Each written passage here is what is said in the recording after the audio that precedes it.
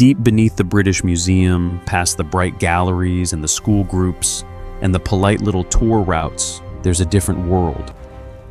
Climate-controlled, quiet, organized like a massive memory bank. Down there, clay fragments sit in numbered rows, asleep in the dark. There are over 130,000 cuneiform tablets and fragments from Mesopotamia in that collection alone.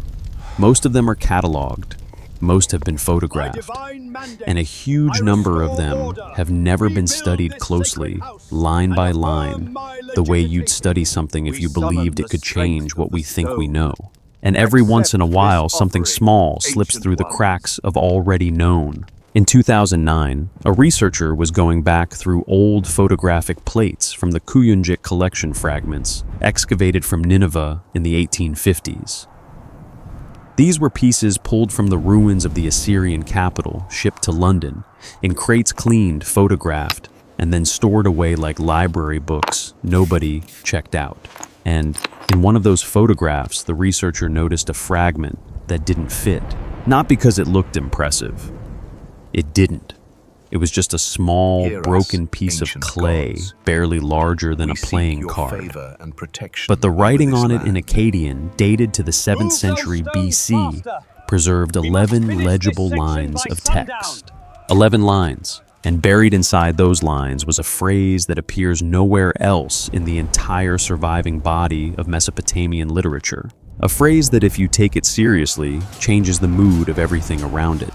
It said in plain language, when the Anunnaki made war upon the Anunnaki, not war against demons, not war against chaos, not war against some ancient sea monster, war against themselves. And then, just to make it worse, the fragment didn't keep things vague. It hinted at weapons that burned without visible flame. It described land left unplantable for 3 harvests, as if the soil itself had been poisoned by heat. It mentioned a city likely Shurupak, where no birds returned for 40 years after fire descended. Then the clay breaks. The text stops. Whatever came next is either still buried somewhere in the ground or still sitting unrecognized on a shelf filed under some number that no one has checked in decades. Now, if that fragment existed by itself, it would be easy to dismiss. You could say scribal error, metaphor, late invention, a creative flourish, a misunderstanding. But here's the problem. It isn't alone. Because when you start laying the tablets out by period, by city, by origin, patterns begin to show up. And once you see those patterns, it gets harder to go back to the comfortable explanation that every story is isolated, symbolic, and separate. Across collections in Philadelphia, Paris, Baghdad, London, Berlin, you start seeing the same themes echoing over and over.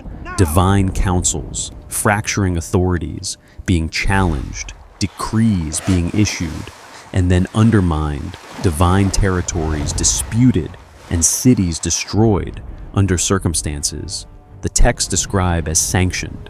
And then around 2000 BC something shifts even more dramatically. A wave of lamentation literature appears that doesn't feel like anything that came before it. These are texts mourning devastation so complete it effectively ends Sumer as a political reality and even pushes the Sumerian language into ritual memory rather than daily speech. Modern scholarship tends to treat these as separate categories. Myths over here, ritual poetry over there, political collapse over here, theological reflection over there.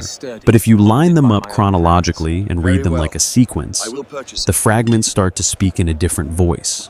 Less like disconnected stories, more like an archive of prolonged institutional failure, like scribes were recording something they believed had happened, something that fractured the world they inherited, and they were preserving that memory the only way they knew how, by pressing it into clay. Before we go any further, let me pause and do something simple. Where are you listening from? Maybe you're in a quiet apartment in Seoul with headphones on.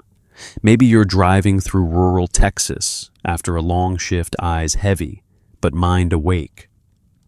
Maybe you're walking through a sleeping neighborhood in Manchester, or lying on a hostel mattress somewhere you don't quite feel settled yet. When you're done with this part, drop a comment and tell me where you tuned in from. Because there's something grounding about it. This story stretches across millennia, and somehow we're all still following the same thread together, scattered across time zones, held inside the same long thought. And yeah, I'm calling it a story, but what we're really doing here is stranger than that. We're stepping into the oldest continuous written tradition humanity has, and asking a question most people never ask. What were the Sumerians doing when they wrote these things down? Were they inventing symbolic narratives the way we think of mythology today? Or were they trying to preserve memories of events they believed had actually happened? To even weigh that possibility, we need to understand the world Sumer emerged from, who the scribes were, and why writing mattered so much that they trusted it with the heaviest things they knew. Because Sumer didn't rise in a place that makes sense. Southern Mesopotamia, modern Iraq, is flat and brutal. In summer, it bakes. The rivers flood unpredictably. When the water recedes, it leaves salt behind, choking the soil. There's no native stone for building, no big timber forests for beams, and no convenient metal deposits sitting near the surface. If you were designing a map for where civilization should begin, you wouldn't pick this place. And yet, around 4000 BC, something changes.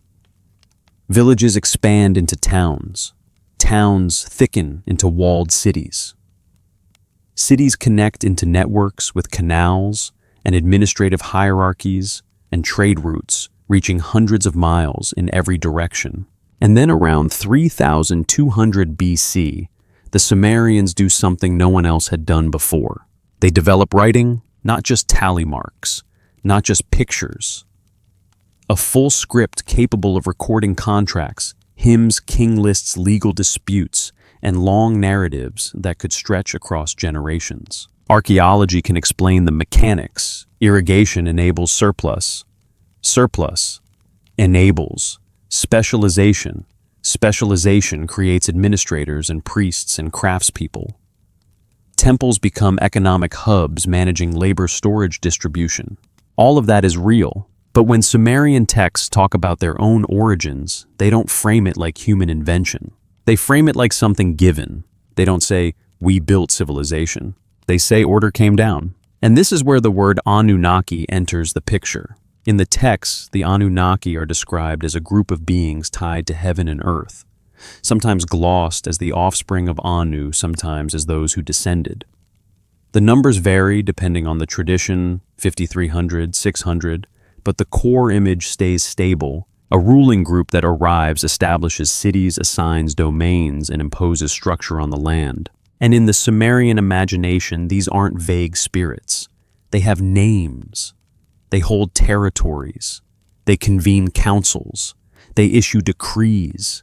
They form alliances. They argue. They punish. They negotiate. They rule. Enki governs Eridu and the freshwater depths beneath the earth. Enlil commands from Nippur, tied to Storm's agriculture and the enforcement of divine law. Nana presides over Ur and the moon's cycle. Inanna holds Uruk, tied to love war and the bright wandering star we call Venus. And here's what matters. These cities aren't imaginary. Eridu, Uruk, Nippur, Ur, Lagash, Shuruppak.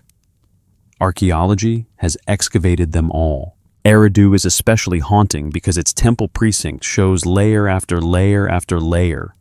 Temple built on temple rebuilt for over 3,000 years on the same sacred footprint. A continuity so stubborn, it feels like devotion, carved into architecture. Beneath the theology, there's something else: chronology. Because the Sumerian king list preserved on multiple tablets lays out rulership, as if it begins with divine delegation, not human ambition. It opens with a line that's almost casual in its certainty. After kingship, descended from heaven, kingship was in Eridu. From there, it lists 8 kings ruling 5 cities before the flood. But their reigns aren't measured in normal years. They're measured in Shara Sumerian unit, often taken as 3,600 years. So you get reigns like 28,800 years, 36,000 years. 43,200 years. Modern scholars explain these numbers in different ways: symbolic exaggeration, corrupted transmission, astronomical cycles, numerological theology. But the scribes who copied these lists didn't treat them like mistakes. They preserved them with the same careful attention they gave to grain receipts and building records. And that's where the question starts to sharpen. Not just why are the numbers so large, but what did the scribes believe they were recording? Because if they thought they were preserving something real, and if the texts also preserve repeated signs of divine fracture, contested authority, sabotage decrees, and sanctioned destruction, then that little Nineveh fragment stops being a weird outlier.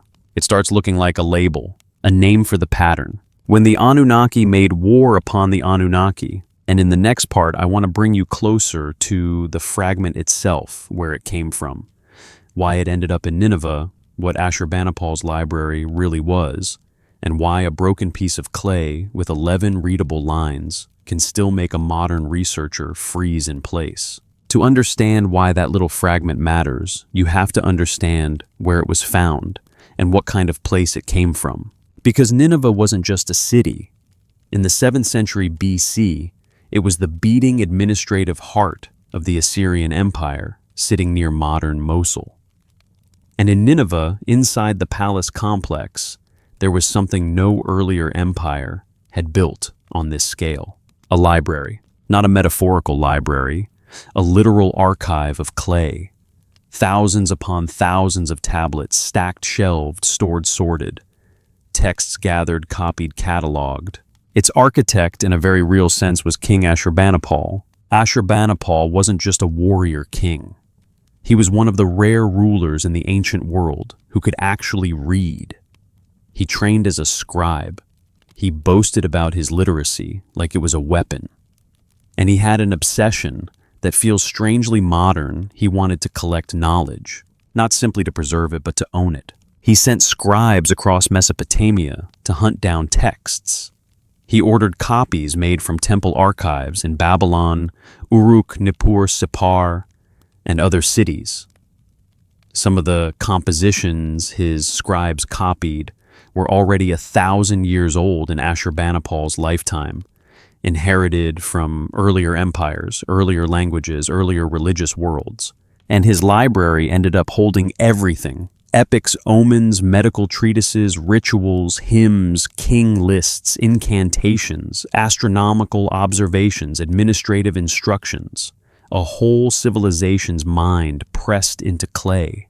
Then centuries later, the palace was destroyed. Walls collapsed.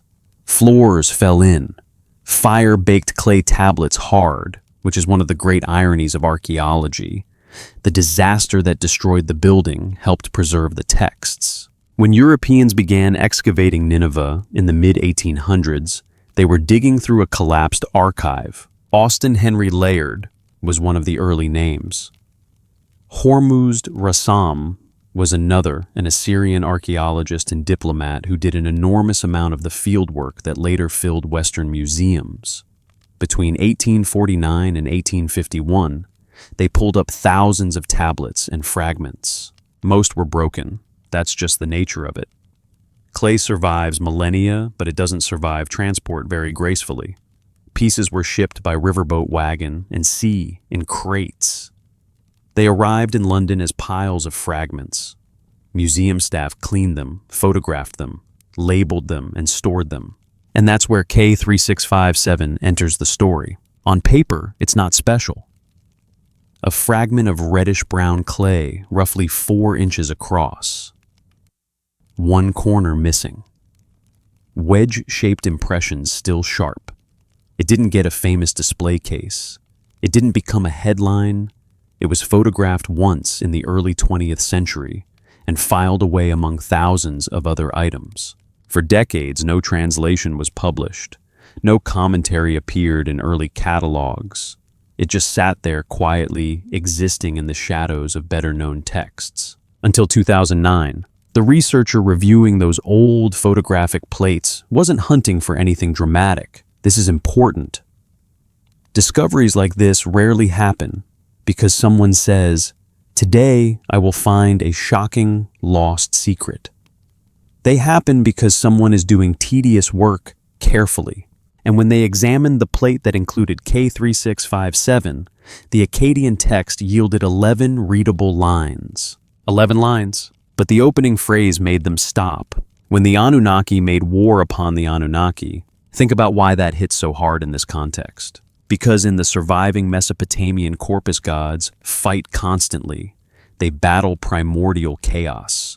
They defeat monsters. They punish human cities. They wrestle over authority. They quarrel. They threaten. They manipulate. But explicit language of a divine civil war, gods making war upon themselves as a named group, is not common. It's not the standard pattern. You can find conflict, sure, but not this kind of headline.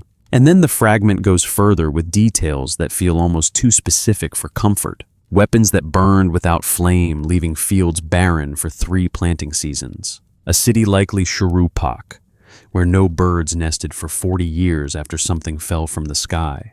Then the break. The rest is missing. So what do you do with a fragment like that? You could dismiss it. And for a long time, that's basically what happened. Not because someone argued against it, but because nobody paid attention to it. But once it surfaced, it created a methodological problem because it didn't appear in a vacuum. Across other collections, there are compositions and references that show the divine order cracking in ways that start to look less like random storytelling and more like a recurring record of instability. Take the Atrahasis tradition. It survives in multiple copies. The best preserved version is Old Babylonian around 1700 BC, but it clearly preserves older material. And Atrahasis does something interesting. It doesn't begin with humans sinning or monsters attacking. It begins with work. Before humans exist, the text says, the lower-ranking divine beings, the Igigi, are the ones doing the labor that keeps the world running. Digging canals, clearing river channels, maintaining irrigation, backbreaking endless repetitive work. And the text is almost obsessively specific. 40 years of labor, then another 40, then another. Whether you take the number literally or as a narrative emphasis, the point is clear. They are exhausted, so they revolt. Not a cosmic rebellion for freedom, a labor strike. They burn their tools, they march at night to Enlil's house. They surround it. And Enlil wakes up to find his estate encircled. He calls the council. Anu arrives, Enki arrives, the situation is debated. Enlil is ready to crush the revolt. Enki proposes a solution, create a replacement workforce, humans. And the way Atrahasis describes this creation is not dreamy or romantic, it's procedural, almost industrial. Clay is mixed with the blood of a slain god, one who participated in the rebellion. A birth goddess assists. The first humans are produced in batches 7 male and 7 female. They're assigned tasks immediately. They exist to take over the labor. That's the first pattern a system under strain solves one crisis by introducing a new variable. But Atrahasis doesn't end with the successful creation of humanity. Because humans reproduce. Populations expand. Noise rises. Cities grow. The world becomes crowded. And now Enlil is disturbed again, not by a labor shortage, but by the volume of humanity itself. So the council convenes a second time, and this time, the proposed solution is elimination. Reduction. The flood. Notice the shape here. The divine order is not presented as effortlessly harmonious. It operates like a bureaucracy managing problems. Labor crisis, population crisis. And crucially, the flood decree is not followed cleanly, because Enki does not comply. In the Atrahasis version, Enki warns Atrahasis. In other traditions, the survivor is Ziusudra, or Utnapishtim, depending on which version you're reading, Sumerian Akkadian, or the later Epic of Gilgamesh. The names shift, but the structure stays the same. The council decides on destruction, and Enki sabotages the decision. He doesn't openly defy the council. That would violate the decree. So he speaks to a reed wall, telling it the instructions so the human can overhear them. Build a boat. Seal it with bitumen. Bring your family. bring animals. Exact measurements are given again, technical language, not symbolic suggestion. The flood comes. Cities vanish under water. The storm lasts 7 days and nights in many versions. When the waters recede, sacrifice is offered, and the gods described in some tellings as hungry because offerings have stopped gather around the smoke. Then Enlil sees the survivor and explodes. Because the decree was unanimous, someone undermined it, and Enki doesn't deny it. He argues about policy. Total destruction, he says, was excessive. A better approach would have been famine or plague or predators measures that reduce population without eliminating the workforce entirely. This isn't a god pleading compassion. It's a high-ranking official defending his decision as better governance. So what did we just see? We saw the council issue a decision, and one of its core members undermine it successfully. That is not a stable system. That is a fracture. And the flood tradition shows that the fracture isn't theoretical. It happens and it changes the balance of authority because Enki suffers no permanent consequence. He's not cast out. He's not stripped of power. The system absorbs the defiance because the system needs him. That alone makes the Nineveh fragments phrase feel less random. Because the idea of conflict within the divine order is already present. The fragment simply names it in an unusually blunt way. Now step back and look at the material reality behind all this. Mesopotamian civilization ran on tablets, not as a poetic phrase. Literally, clay tablets were contracts, legal evidence, title, deeds, debt records, enforceable decrees. Courts recognized them. Ownership could be transferred through them.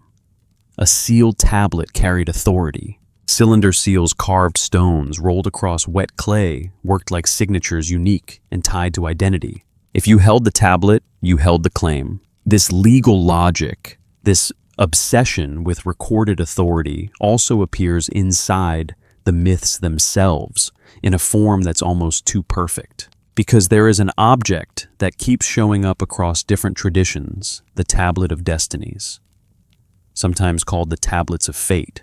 Its function is consistent. Whoever holds it has the authority to issue binding decrees that shape reality. That's not random magical thinking. That's Mesopotamian legal infrastructure extended to cosmic scale. If a sealed tablet can bind merchants, then the supreme tablet can bind existence. And here's the thing, it keeps getting stolen. In the Anzu myth, a divine bird with access to Enlil's inner chambers steals the Tablet of Destinies while Enlil bathes. Immediately order destabilizes. Enlil cannot simply command its return because the tablet is the source of command. The gods convene. They need a champion. Many refuse because attacking someone who holds the instrument of authority is like attacking legitimacy itself. Eventually, a warrior god retrieves it and order resumes. In the Babylonian Enuma Elish, Tiamat gives the tablet to Kingu, granting him authority over her forces. When Marduk defeats them, he takes the tablet, and that act transfers sovereignty to him. Again, authority is not intrinsic, it is held, and what is held can be taken. If that's the structure, then conflict doesn't have to look like mythic monsters and flaming swords. It can look like jurisdictional disputes, decrees undermined legitimacy, stolen policies sabotaged. In other words, institutional breakdown. And now the Nineveh fragments line starts to feel like it belongs inside that framework. When the Anunnaki made war upon the Anunnaki, not necessarily one battlefield event, but a long fracture authority, contested decrees violated instruments of sovereignty, seized domains crossed, and the system weakened by its own internal contradictions. In the next part, we're going to move from policy sabotage and authority theft into something even more specific: jurisdiction. Because there's a myth where a god crosses into a domain where their authority means nothing and they pay for it with death. And it's one of the clearest windows into how Mesopotamian texts understood power, not as vague spirituality, but as enforceable borders. If you want to understand why the Mesopotamian texts keep circling the same kind of tension, you have to get comfortable with one idea that shows up everywhere once you notice it. Divine power in these traditions is not unlimited. It's jurisdictional, meaning each major deity has a domain that functions like territory. Laws apply inside it. Authority holds inside it. And when you cross the boundary into someone else's domain, your status doesn't automatically follow you. That sounds obvious to us when we talk about kingdoms and empires. But it becomes unsettling when the same logic is applied to gods. And there's one story that lays that logic bare with almost legal clarity. The descent of Inanna. Inanna, in Sumerian tradition, is the patron goddess of Uruk. She's tied to love and war, desire and violence, charm and conquest. She's associated with Venus, the wandering light that appears as both morning star and evening star. She's restless, ambitious. She moves. Unlike the gods who stay planted in their city temples, Inanna's myths constantly show her crossing lines, collecting power, pushing into other people's spaces, taking what she wants, and daring anyone to stop her. Sometimes she does it with charisma, sometimes with trickery, sometimes with force. There's a tradition where she goes to Enki, gets him drunk, and convinces him to hand over the divine attributes that represent civilization itself: kingship, craft, law, music, writing, authority, social order. Then she rushes back to Uruk with them, and Enki sobers up and realizes what happened. In another tradition, she demands recognition and gets it. But then comes the descent. The Sumerian version is older and more procedural. The Akkadian adaptation, where Inanna becomes Ishtar, adds more emotional intensity, but the structure stays the same. Inanna decides to descend into the underworld, and the text doesn't fully explain her motives in a way that settles the question. Some interpretations say she's attending a funeral, others say she's making a power play, others say she's challenging the boundary itself, testing whether her authority can reach into the realm of the dead. But here's the thing in this tradition: motive matters less than consequence, because the underworld is ruled by her sister Ereshkigal, and Ereshkigal is not a villain in the simple sense. She's a sovereign. She holds jurisdiction, her law applies. So when Inanna arrives at the first gate, the gatekeeper does not treat her like a goddess, arriving for a friendly visit. He follows protocol. He informs Ereshkigal that Inanna is at the gate. Ereshkigal's response is calm and terrifying. Let her enter, she says, but enforce the law of the underworld. There are 7 gates. At each gate, Inanna is required to surrender something. First her crown, then her lapis necklace, then her breastplate, then her gold ring, then her measuring rod and line symbols of judgment and authority, then her garments. Piece by piece, the markers of power that mean everything in the world above are taken away. And notice what the story is doing here. This isn't robbery, this is jurisdiction. Inanna is not being mugged. She is being processed through a legal boundary that strips away foreign authority. By the time she reaches the 7th gate, she is naked, not in the sense of humiliation as a moral lesson, but in the sense of total disarmament. She enters the throne room with nothing, and when she stands before Ereshkigal and the 7 judges of the underworld, she tries to claim power anyway. And the text is blunt about what happens next. She is judged. She is killed. Her body is hung on a hook. No escape plan, no last-second reversal, no brilliant trick. She dies because she entered a domain where her authority does not apply. Now, if you're used to myths where gods can do anything, this feels almost shocking. But in Mesopotamian logic, it's consistent. Power is real, but it has borders. And borders are enforced. Days pass. Up above, Inanna's absence is noticed. Her attendant Ninshuber follows the instructions Inanna left before descending like a prepared emergency protocol. Go to the gods. Ask for help. First, Ninshuber goes to Enlil. Enlil refuses. And his reasoning isn't emotional, it's procedural. Inanna knew the risk, he says. She chose to enter the underworld. The law applies. He will not intervene. Then Ninshuber goes to Nanna the moon god. He refuses too. Same logic. Then she goes to Enki. And Enki does not refuse. But But Enki also doesn't storm the underworld with an army. He doesn't issue a decree. He doesn't overrule Ereshkigal. Because he can't. Not openly, not inside her jurisdiction. So he does what Enki always does in these stories. He engineers a workaround. He creates two small beings, sometimes described as genderless, tiny, and unobtrusive. Creatures that don't draw attention.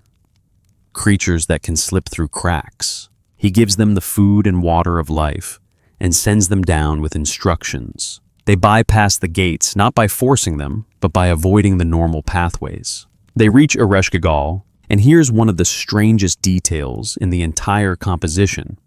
Ereshkigal is described as being in pain, alone, unattended, mourning. The text doesn't fully explain why, but it emphasizes her suffering. The two beings do not threaten her. They do not command her. They do not argue law. They mourn with her. They echo her cries. They validate her pain, and Ereshkigal, moved by this, offers them a gift. Ask me for anything, she says. They ask for Inanna's corpse. And because Ereshkigal has offered a gift, she is bound by her own word. She grants it.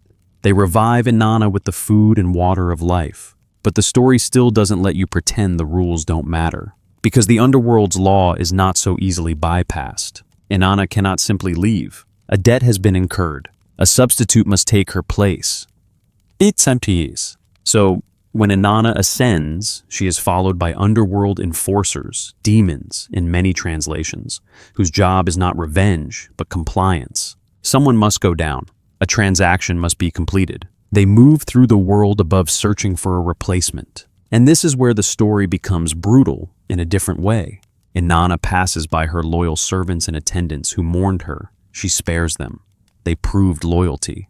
Then she finds her husband Dumuzi sitting on a throne dressed well, apparently untroubled by her disappearance. And in that moment she condemns him. The enforcers seize him. Later traditions soften the ending. A compromise forms. Dumuzi spends part of the year in the underworld, and his sister takes the other part. This becomes associated with seasonal cycles, vegetation dying and returning. But the original structure is not agricultural poetry. It's legal transaction. A substitute is owed. A substitute is delivered.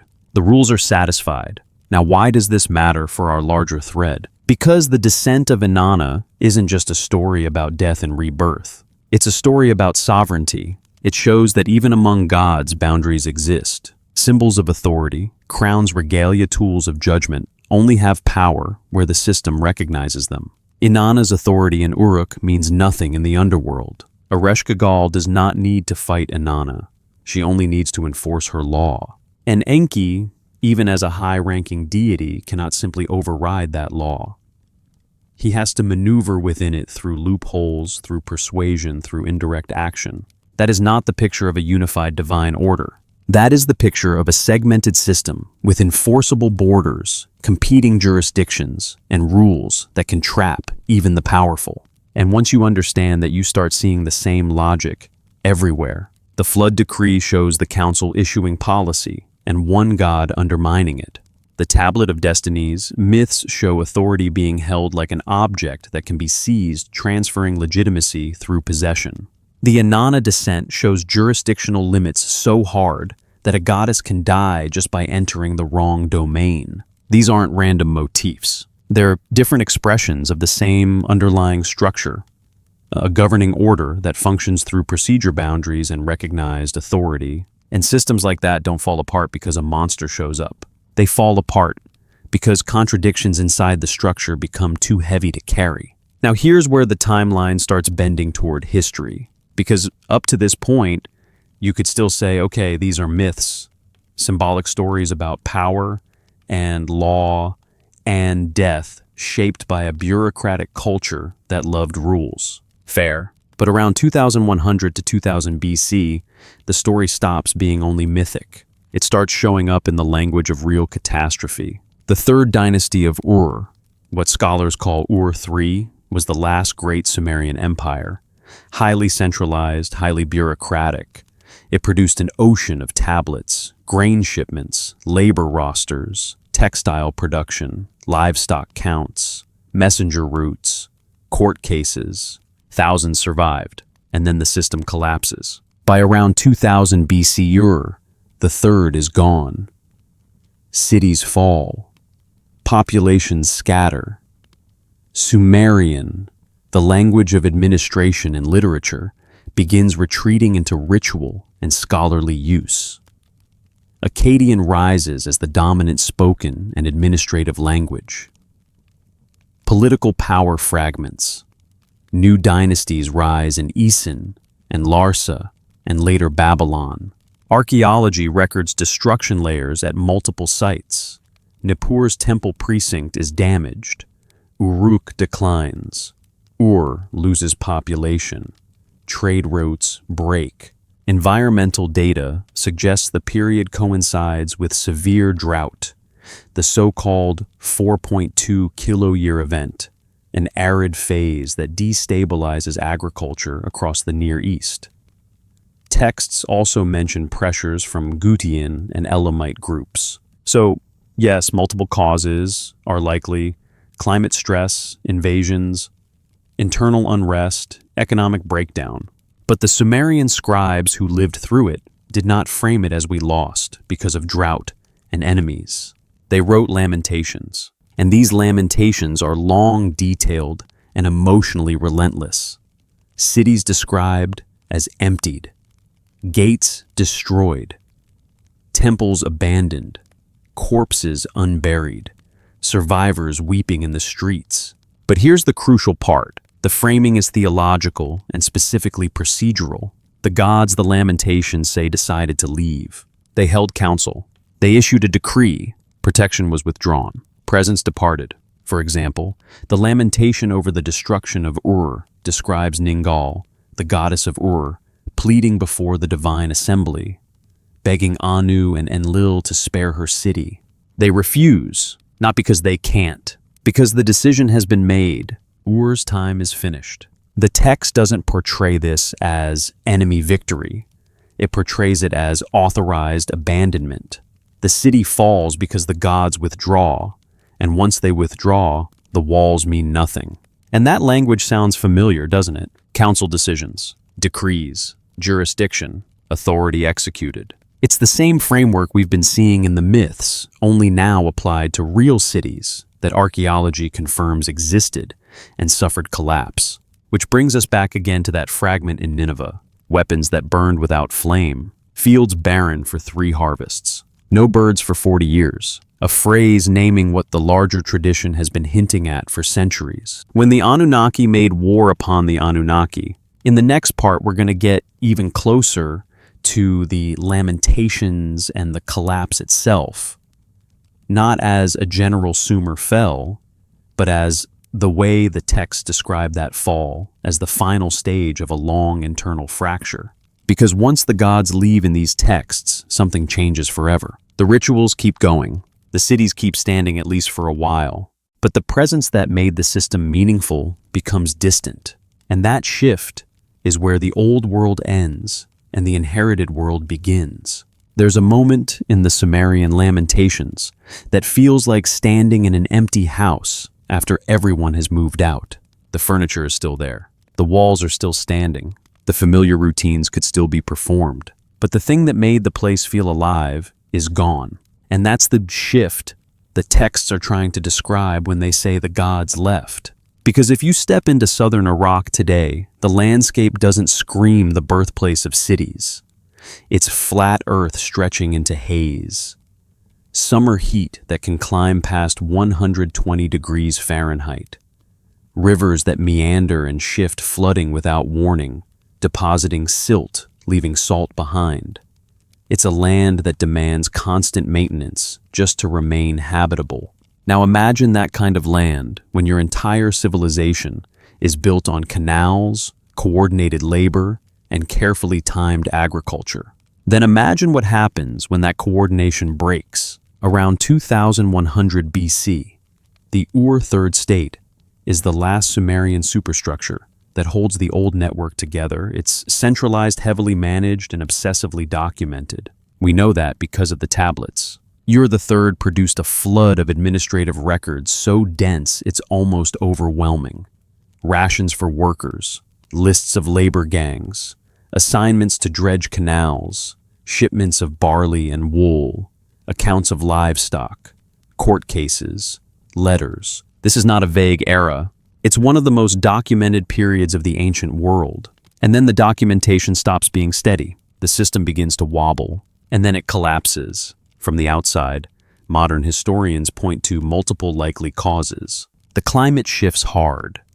The 4.2 kiloyear event brings prolonged aridity across the region. Agricultural yields drop. Water management becomes more difficult. The land grows saltier as irrigation concentrates minerals. Famines become more likely. At the same time, pressures rise on the borders. Groups from the Zagros Mountains appear in the texts. The Gutians are mentioned as destabilizers. Elamites press in from the east. Trade networks strain. Internal fractures likely intensify too. Rebellion, corruption, local power grabs. A centralized bureaucracy becomes vulnerable when resources shrink. All of that is plausible, but the Sumerian scribes did not write their collapse as a multi-causal historical analysis. They wrote it as an authorized withdrawal, and that's why their lamentations feel so different from normal "we lost a war" texts. They read like legal documents of abandonment. You see it in the repetition. You see it in the way the destruction is described, as if it's being carried out under a decision already made. Not accidental, not chaotic, decreed. The lamentation over the destruction of Ur is the most famous, but it's not alone. Similar laments exist for Sumer and Ur, for Nippur, for Eridu, for Uruk. They form a genre, yes. They are stylized, yes. But the worldview underneath them is consistent with the older mythic framework. In the lamentation over Ur, the gods don't simply fail to protect the city. They decide not to. The text describes the assembly, the divine council, where the fate of the city is determined. Ningal, the goddess of Ur, pleads. She cries, she argues, she tries to persuade, and she is refused, not because she's weak, because the decree is binding. Ur's time is finished. So the city is handed over, in a sense, not to the enemy as conquerors, but to destruction as consequence. The laments describe the enemies like instruments, like tools carrying out what the council has already sanctioned. And then you get the line that keeps echoing across these compositions. The gods left. The gods withdrew. The gods abandoned their temples. What does that mean in a culture where temples weren't symbolic buildings? Remember, Sumerian temples were not just places people visited to feel spiritual. They were operational estates. The god statue was housed there like a living presence. The deity was clothed, fed, offered bread, beer, oil, meat. The temple staff maintained the household. Scribes recorded deliveries. Priests performed rituals. The city's economy revolved around that cycle.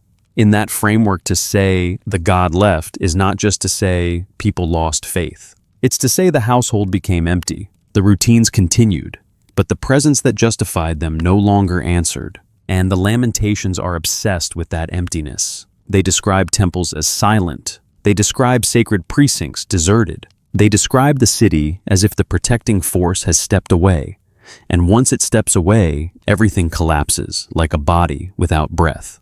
Now here's the point where modern scholarship and the ancient texts often drift apart. Modern scholars tend to read the laments as a trauma literature.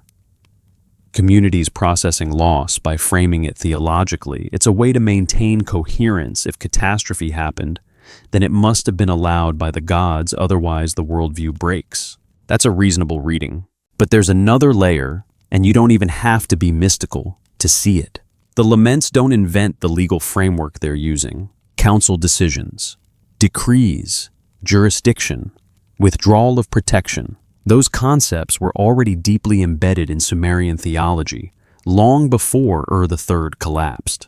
The flood was decreed. The Tablet of Destinies transferred legitimacy. Inanna died because her authority didn't apply in the underworld. Enki sabotaged a council decision by maneuvering within rules rather than breaking them openly. So, the laments aren't creating a new explanation system. They're applying an old one to a real-world collapse. And that matters because it suggests the scribes believed their society was still living inside the same governing structure described in their older texts. Meaning the gods weren't just metaphors to them. They were the administrators of reality. If the system failed, it failed because the administrators withdrew. And the laments repeatedly insist the administrators withdrew. They describe it almost like a policy change at the highest level. And this is where the pattern becomes harder to ignore. Because if you line everything up, the earlier myths begin to look like repeated records of structural vulnerability. A labor crisis, the Agigi revolt. A policy crisis, the flood decree sabotaged from within. An authority crisis, the Tablet of Destinies stolen and power transferred by possession. A jurisdiction crisis, Inanna crossing boundaries and dying under underworld law. And now, a civilizational crisis, Sumer collapsing under an authorized withdrawal decided in the assembly. That's not a random selection of stories. That's a sequence. And once you see it as a sequence, the Nineveh fragment's phrase stops sounding like poetic weirdness and starts sounding like a summary label. When the Anunnaki made war upon the Anunnaki, not necessarily war as one battle on one day, but war as prolonged fracture, contested authority, sabotaged decrees, violated domains, and finally a collective retreat that leaves the human world to crumble. Now let's return to the fragment's disturbing specifics. Weapons that burned without flame. Fields barren for 3 harvests. Shuruppak with no birds for 40 years. Those details feel almost modern in the way they describe after effects. Not fire destroyed everything, but soil wouldn't grow crops. Birds wouldn't return. The land stayed sick. And then you notice the laments use similar imagery. They describe fields abandoned. Salt choking the ground. Harvests failing. Cities turned to dust. Places where no one sings, no one works, no one lives. Shuruppak specifically is one of the most interesting cities in this entire conversation because Shuruppak is real and it was important and it appears in multiple traditions as an ancient center associated with the flood survivor. Archaeology suggests it was heavily affected by major flooding at some point. It also shows signs of disruption and decline. It never returns to the same level of prominence. So, when the fragment names Shuruppak in connection with fire descending and birds vanishing, it's touching a real place that already carries the weight of catastrophe in the literature. And now we have to face the question that sits under all of this. When a 7th century BC Assyrian scribe copied a text that included that phrase, they were not inventing a new myth. They were transmitting an older memory. Ashurbanipal's library is filled with copied traditions. Many of its tablets are explicitly copies of older tablets, sometimes noting the original source. The entire project is preservation. So, if K3657 contains a line about the Anunnaki warring upon themselves, it means the scribes had access to some earlier composition now lost that included that idea, and they thought it mattered enough to copy. That's the key. In a civilization where copying a tablet was labor-intensive, you don't copy things casually. You copy what is considered worth preserving. And Mesopotamian scribes understood loss. They kept catalogs of texts they no longer had. They maintained lists of compositions known by name but missing. They were painfully aware that memory disappears unless you fight to keep it. So the question becomes, what did they think they were preserving? Now, I'm not asking you to jump to ancient gods had advanced weapons. That's not the point. The point is methodological. The texts show a pattern of internal fracture in the divine order. The historical record shows a collapse that the texts frame as authorized withdrawal. And then, centuries later, a fragment surfaces that names the pattern in the most direct way we've seen war among the Anunnaki. If a war story exists in this tradition, It's not going to be one clean tablet that says, "On this date the gods fought, and here is the full report." It will be fragmented, buried across genres, preserved in echoes, repeated in different forms, like an institutional collapse remembered through scattered records. And that's why we have to treat the text like an archive, rather than like a collection of bedtime stories. Because the scribes weren't writing for entertainment. They were writing for preservation. And now we come to the next step, the part where the pattern grows even sharper. Because after the collapse of Ur, the third Sumerian doesn't vanish immediately. It becomes a liturgical language preserved by scribes who keep copying it even when it's no longer spoken in the streets. And those later scribes, Babylonian, Assyrian, inherit the old compositions like inherited trauma. They keep the gods' names alive. They keep the old rituals. They keep the old frameworks of authority. But the presence is no longer assumed. Later prayers don't speak like the gods are in the room. They speak like the gods are far away. They call upward. They plead. They ask distant powers to return their gaze to earth. And that shift presence from near to distant is not just religious mood. It's a structural clue. Because if the system that once governed the world is gone, then humans are left running the machinery without the managers. They keep the schedule. They keep the words. They keep the offerings. But they don't get answers the way the older world expected. In the next part, we're going to focus on that inherited world. What happens when a civilization keeps the rituals but loses the certainty of presence, and how later Mesopotamian empires, Babylon, Assyria, reshape the old Sumerian archive while still preserving the same deep pattern underneath. Because the war story, if it exists, is not just about destruction. It's about what comes after. A world maintained by humans who inherited cities' canals and sacred texts without the beings those texts were written for. After Sumer's collapse, something strange happens. Not strange in a mystical way, strange in a human way, because the world doesn't end. The cities don't all vanish overnight. People still wake up. They still need bread. They still need water. They still have to dredge canals and plant fields and settle disputes and bury the dead. And most importantly, they still keep writing. That's the part that's easy to miss when we talk about the fall of Sumer. We picture a clean break. Sumer exists, then Sumer collapses, then a new era begins. But in reality, collapse is messy. It spills forward.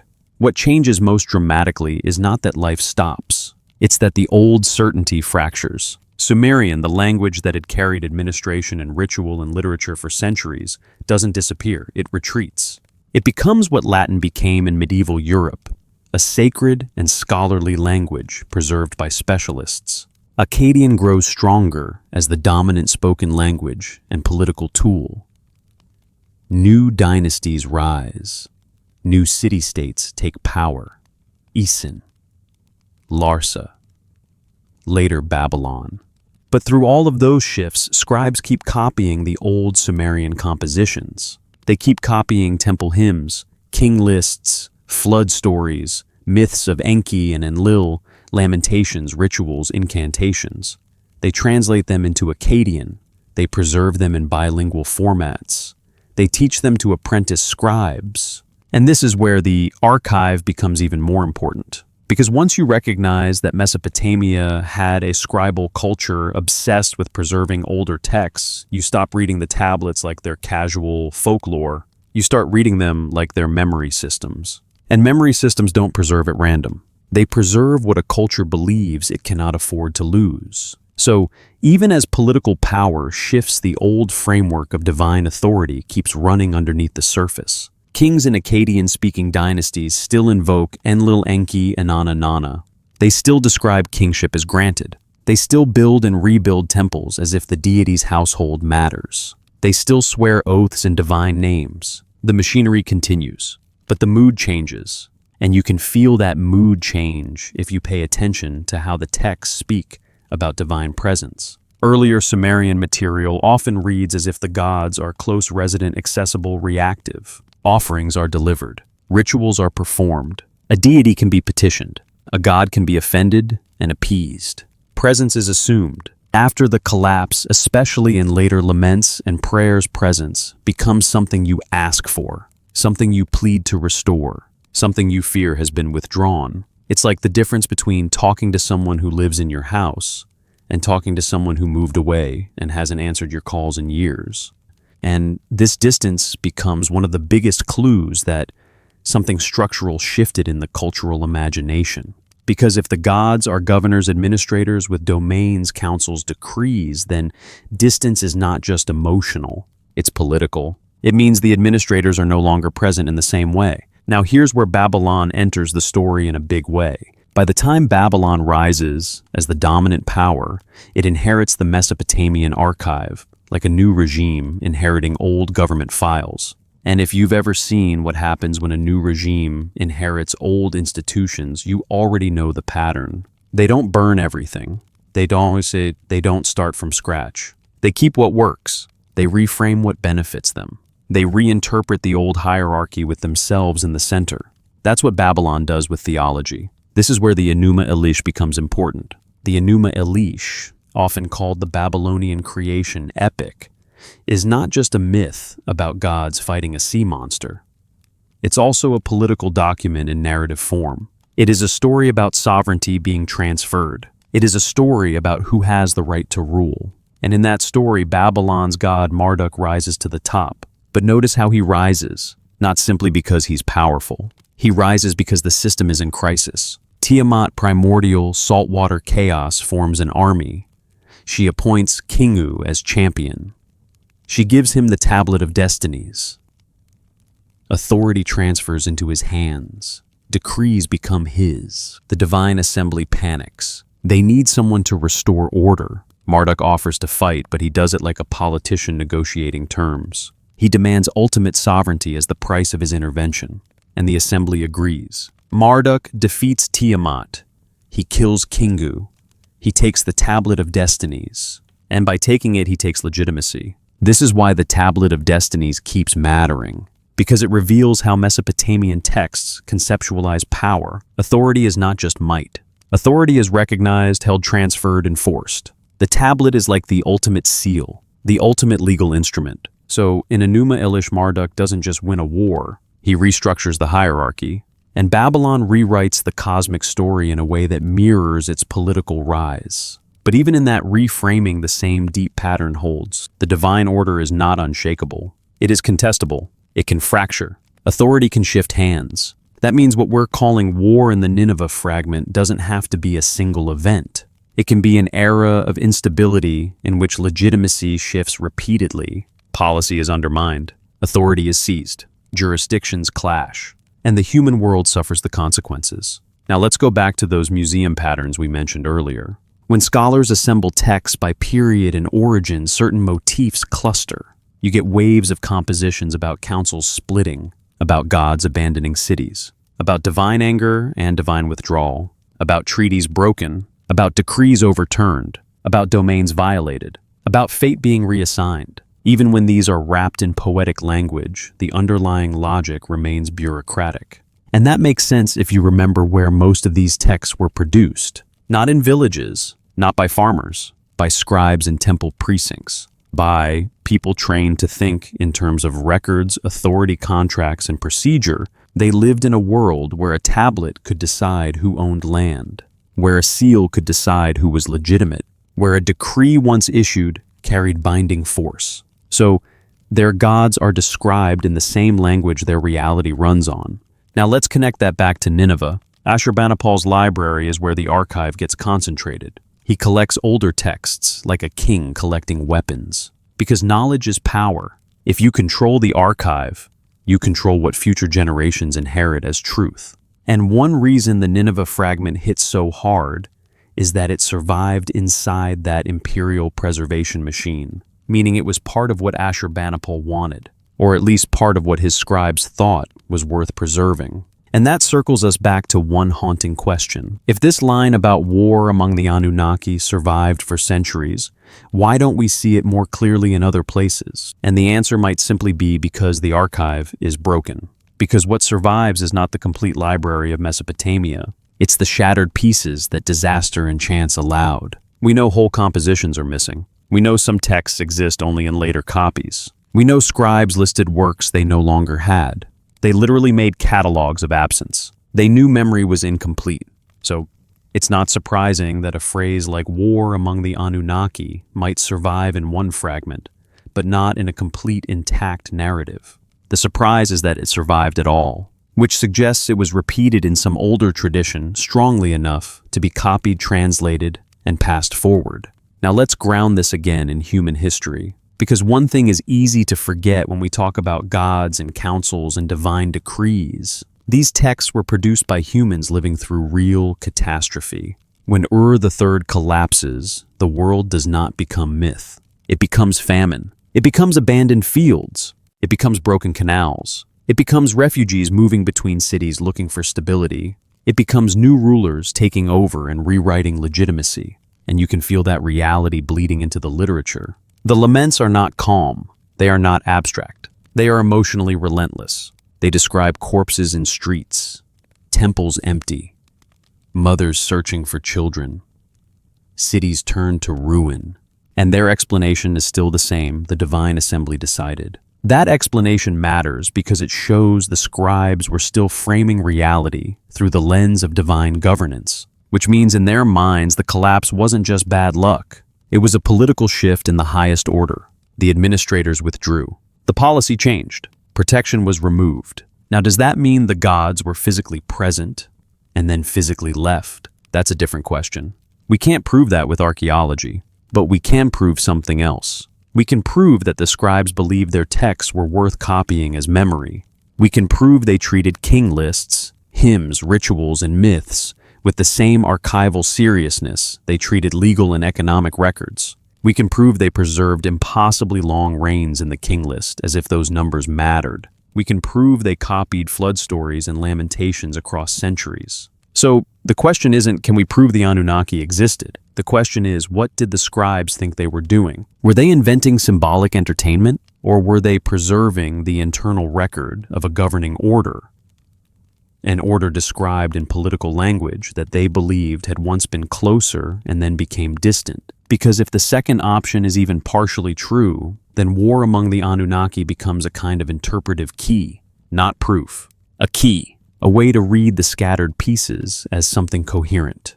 A long institutional breakdown recorded over centuries. Now here's where we go next. In the next part, we're going to zoom in on one of the most important threads linking myth to history, the way Mesopotamian texts treat kingship.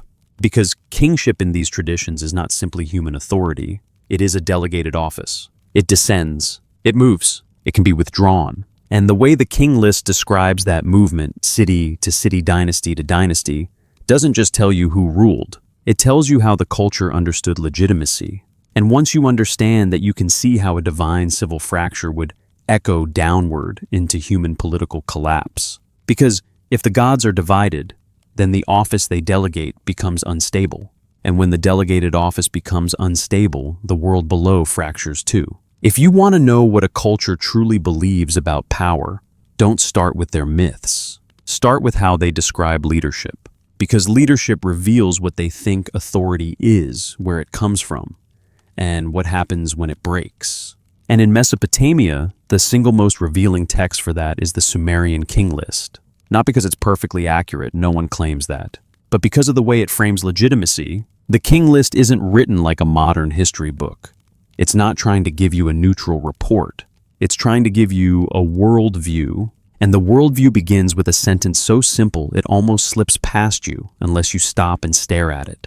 After kingship descended from heaven, kingship was in Eridu. That line tells you everything. Kingship is not portrayed as something humans invented.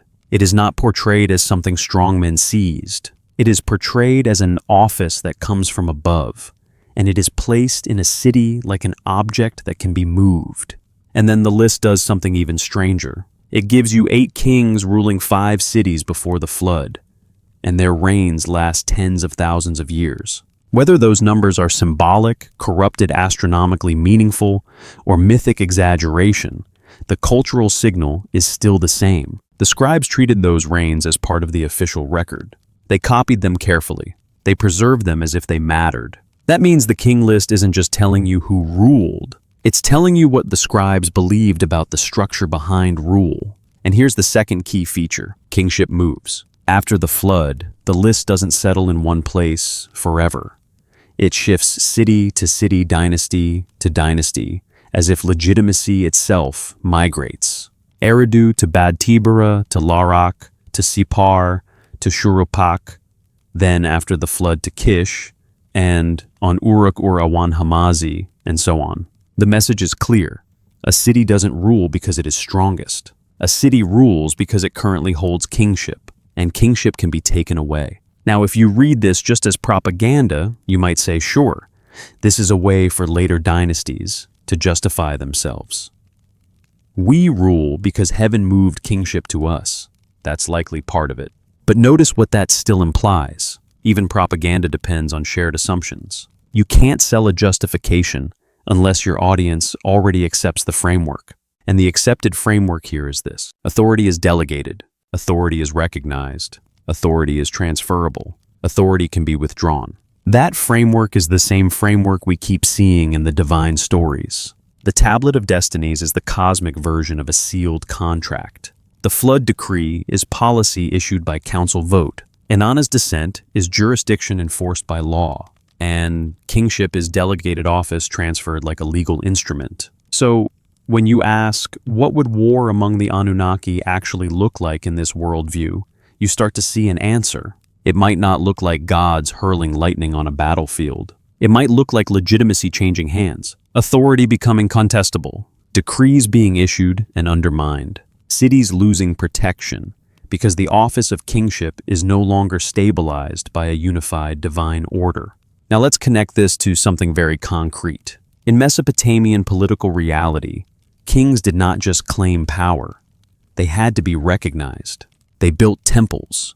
They restored shrines. They offered gifts. They sponsored rituals. They inscribed monuments declaring they were chosen, favored, loved by a particular deity. And the texts don't treat that as decorative rhetoric. They treat it as the foundation of legitimacy. A king who loses divine favor is not just unlucky, he is illegitimate, and this cultural logic shows up in boundary stones, curses, treaties, oath formulas, and royal inscriptions. By the command of Enlil, by the word of Inanna, chosen by Nana, beloved of Enki. A king's identity is braided into the divine system. So, when the system fractures at the top, if the divine order is unstable, then the human office delegated from that order becomes unstable too. And now we're back in the centuries around 2100 to 2000 BC. Ur III stands as the last Sumerian superstructure. It is centralized, meticulously administered, and deeply tied to temple institutions. Kings like Ur-Nama and Shulgi present themselves not just as rulers, but as builders and maintainers of divine order. They sponsor temple rebuilding, they institutionalize rituals, they expand administrative reach, they record everything, and then the structure collapses. What's striking is how the lamentation literature frames that collapse alongside kingship. The laments don't say, "Our king was defeated, therefore we fell." They say, "The gods withdrew, therefore kingship could not hold." Because in their view, the city's stability depends on divine presence and delegated authority. When that is removed, the city becomes vulnerable by definition. Now let's take one step further into the logic. If kingship can descend from heaven and be in a city, then kingship is almost like a portable seal of legitimacy, which raises an uncomfortable question. Who controls the seal? In human administration, the one who controls the seal controls the contract.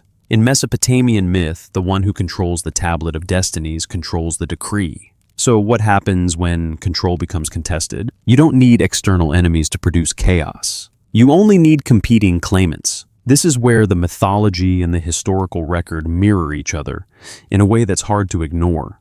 In the myths, authority shifts through possession and recognition. In history, authority shifts through dynasties, coups, city takeovers, and claims of divine transfer. And the king list itself reads like a memory of repeated collapse and reconstitution. Kingship moves because cities fall. Cities fall because protection is withdrawn. Protection is withdrawn because the divine assembly decides. That's the framework. Now here's the next thread that ties into the Nineveh fragments phrase. When you see war among the Anunnaki, you should immediately ask war over what? In this worldview, the most valuable thing in existence is not land. It's not weapons. It's not treasure. It's authority itself, the right to decree, the right to command, the right to bind reality, which is why the myths keep returning to stolen instruments, tablets, symbols, offices, because those are the things you fight over in a bureaucratic cosmos. And when authority becomes contested, everything below destabilizes. Now let's bring back the fragment's mention of weapons that burned without flame and land left barren. Even if you interpret that as metaphor, it fits the structure of what the texts describe as consequences of divine decisions. The laments describe agricultural collapse, fields abandoned, harvests failing, rivers behaving strangely, cities emptied. The fragment describes after effects that last multiple seasons, not just a momentary disaster. That's the language of sustained breakdown. And sustained breakdown is exactly what you get when administration fails. Canals aren't dredged. Water doesn't flow properly. Salt accumulates. Harvests fail. People migrate. Cities shrink. Temples lose their economic power. Authority fragments. Local warlords rise. External pressures intensify. You don't need a single apocalyptic event. You need a system that can no longer coordinate the basics. And this is why war might not mean one battlefield. It might mean the long internal conflict that caused the system to stop functioning. Now here's another detail that matters. The king list does not only preserve memory, it also preserves ideology. It establishes a narrative of continuity even through collapse. Kingship moves, but kingship continues. Even after disaster, the office remains. Even after flood kingship returns. That ideology gives people something to hold on to. It says order can be restored. Legitimacy can be reestablished. The gods can place kingship somewhere again, which is exactly what later dynasties do. Isin and Larsa present themselves as restorers. Babylon later presents itself as the new center of cosmic order under Marduk.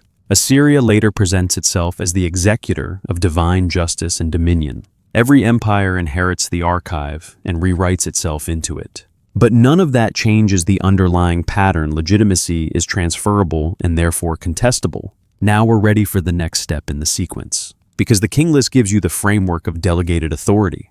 The myths give you examples of policy fracture, authority theft, and jurisdictional limits. The laments give you the emotional record of collapse, framed as authorized withdrawal. And the Nineveh fragment gives you a label that implies the fracture wasn't incidental. It was internal war. So, in the next part, I want to focus on one of the most telling features of the archive, the way Mesopotamian texts repeatedly describe councils debating decisions and how those debates map onto moments of catastrophe. Because when you read these councils as more than storytelling devices, when you read them as the recorded memory of a governing structure under strain, the whole tradition begins to feel less like mythology and more like minutes from an assembly that could not hold itself together. And if that's true, then the war isn't just a metaphor. It's the long unraveling of consensus at the top. There's a reason the Mesopotamian texts keep returning to the same setting over and over. Not a battlefield, not a temple courtyard, not a monster-filled wilderness. A meeting, an assembly, a council. If you grew up with modern fantasy or even Greek mythology, you might expect gods to act like lone kings, dramatic personalities making big decisions by force. But in Sumerian and Akkadian tradition, the highest level of divine power is often portrayed as procedural. They gather, they debate, they vote, they issue decrees, and what's fascinating is how often the moment of crisis is not a monster attacks, but the assembly can't agree. Once you start noticing that you see the same structure everywhere, from the oldest Sumerian compositions to later Assyrian copies, it's the clearest literary sign that the culture's core model for reality was administrative. The universe runs like a state, and like any state, it can fracture internally. Let's go back to the flood tradition again, but listen for the council mechanics. In Atrahasis, humans multiply and the noise becomes unbearable. Enlil raises the issue, and the council issues a decision: humanity must be destroyed. That's policy, that's the decree. But the decree doesn't work because Enki undermines it. And here's what matters. Enki is not an outsider rebel. He is part of the ruling class, meaning the fracture happens inside the administrative core. That's a governance crisis. Now look at the Anzu myth through the same lens. Anzu steals the tablet of destinies. The divine order freezes. Not because the gods suddenly lose all power, but because their authority is tied to recognized instruments. Without the tablet in authorized hands, decrees lose binding force. So they convene. They need to decide who will act. They need a champion. And multiple gods refuse. Why? Because attacking the holder of the tablet is like attacking supreme legitimacy. That refusal isn't cowardice in a simple sense.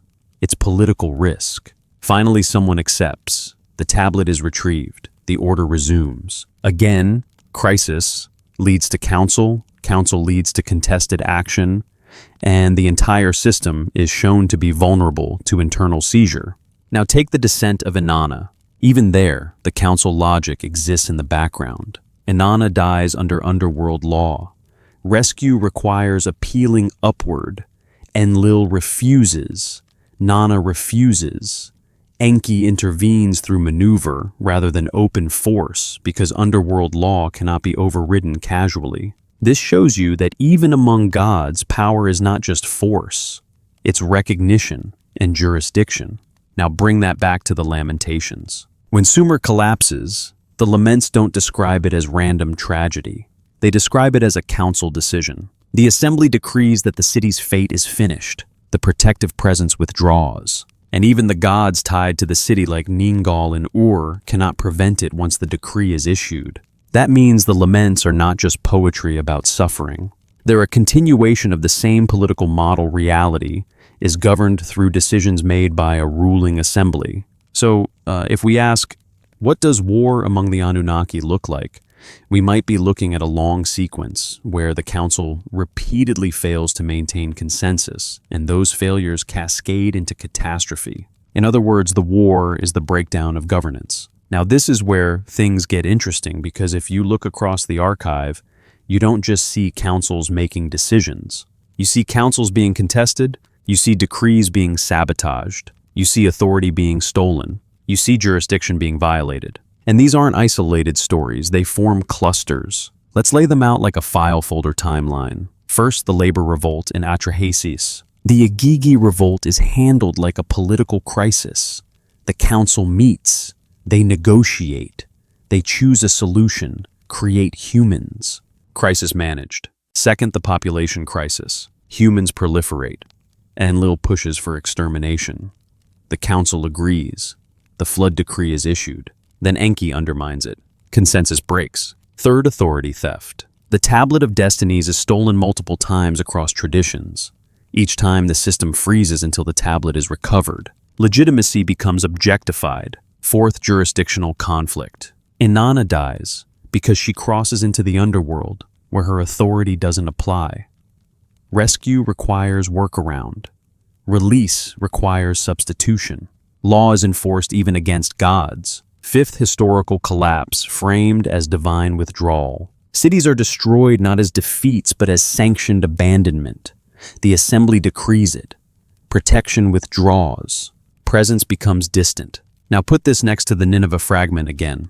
When the Anunnaki made war upon the Anunnaki, it doesn't say when chaos attacked. It doesn't say when monsters rose. It says the governing class turned on itself. And that line suddenly feels like it belongs at the end of this file folder. A system that repeatedly barely holds together finally fractures beyond repair. Now here's the part that most people don't realize until they spend time in this literature. Mesopotamian texts weren't written for us. They weren't written as myth in the modern sense of imaginative storytelling. They were written and copied inside institutions. Temple schools, palace archives, scribal training programs. These were professional documents even when they were poetic. The scribes who copied them believed they were preserving knowledge. That doesn't mean every detail is literally historical.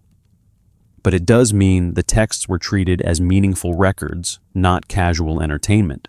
So, when a council is described, we should ask, is the council just a story device, or is it the way this culture understood authority? And if it's the latter, then council splitting is not just narrative drama. It's a warning sign of institutional fragility. Now let's anchor this in a real historical pattern. When centralized states collapse, whether ancient or modern, you almost never get a clean enemy, defeats us moment. You get internal fragmentation first. Regional leaders stop cooperating. Resources stop flowing. Bureaucracies stop functioning. Policies are contradicted. Orders aren't obeyed. Legitimacy becomes contested. Then external pressure finishes what internal weakness started. That's not speculation, it's how complex systems fail. And what's eerie is that the Mesopotamian archive describes exactly that kind of failure, only mapped onto divine governance. It's like the scribes are telling us the world broke because the administrators broke. Now, at this point, someone listening might say, okay, but why would the scribes preserve stories that make the gods look divided? Wouldn't a religion prefer to portray gods as unified? That's the wrong assumption, because Mesopotamian religion isn't built on the idea of a single unified deity with absolute moral authority. It's built on the idea of a complex hierarchy of powers with competing interests. It's political theology, and political theology doesn't need unity. It needs structure. As long as the structure holds conflict can exist inside it. But if the structure breaks, then everything below collapses. Which means stories of divine conflict aren't embarrassing. They're explanatory. They explain why the world feels unstable. They explain why cities rise and fall. They explain why kingship moves. They explain why catastrophes happen that don't feel fair. They explain why protection can vanish. In a way, these stories are the cultural logic of living in a world where floods, droughts, invasions, and economic collapse are real and terrifying. But again, the question is, are these stories only explanations, or are they preserved memories? Now, we can't prove what the scribes believed in their private minds, but we can observe their behavior.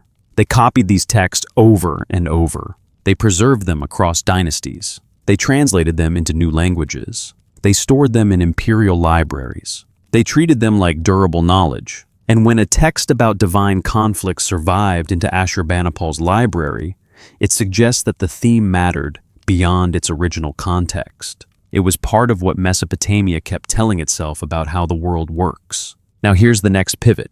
If councils and decrees are the mechanism of divine governance, then the most dangerous thing that can happen is not a monster attack. It's a decree being contested, because once decrees stop being binding, the system collapses. And that brings us back again to the Tablet of Destinies. Because that object isn't just a magical prop, it's the embodiment of enforceability. It's the reason a decree becomes law.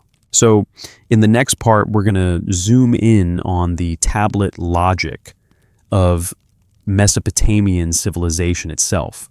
How clay documents functioned as power, how seals functioned as identity, and why the myths about stolen authority might preserve not just imagination, but a real memory of coup logic at the divine level. And once you see that the phrase war among the Anunnaki starts to sound less like fantasy and more like the oldest recorded description of what happens when the governing class turns on itself, not all at once, but slowly, procedure by procedure, decree by decree, until the system can't hold. Let's slow down and make something really clear. Mesopotamia didn't just invent writing.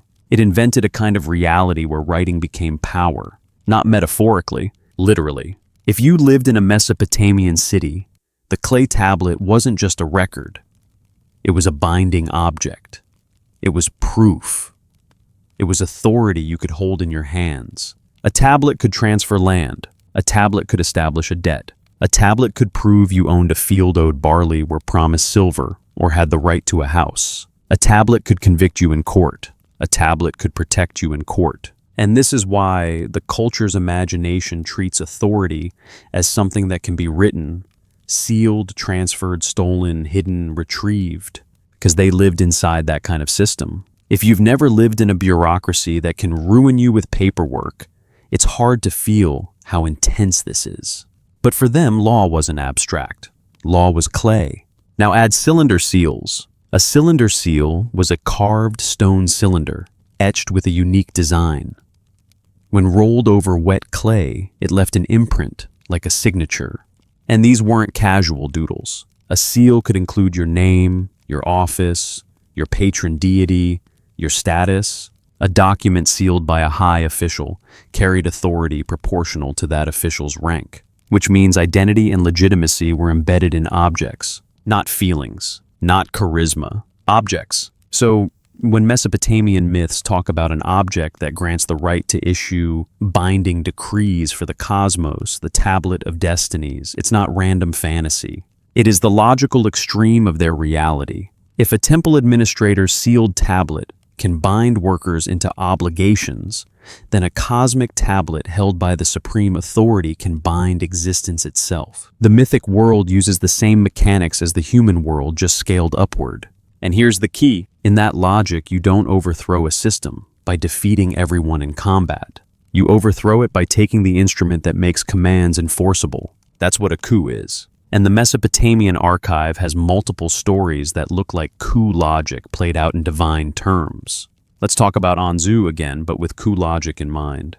Anzu isn't portrayed as an external invader. He's an insider. He serves in Enlil's court. He has access. He can get close enough to the inner chambers to act. And then one day, while Enlil bathes, Anzu seizes the tablet of destinies and flees. Immediately, everything destabilizes. Why? Because Enlil's authority is tied to that instrument. Without it, Enlil can't simply command the world back into obedience, because the tablet is the thing that makes commands binding. So the gods convene, and notice how their behavior mirrors political panic. They need to decide who will act. They need a champion, and several refuse, not because they can't fight Anzu, but because fighting the one who holds legitimacy is dangerous. Then a champion accepts, retrieves the tablet, and order resumes. That story is not about a bird monster.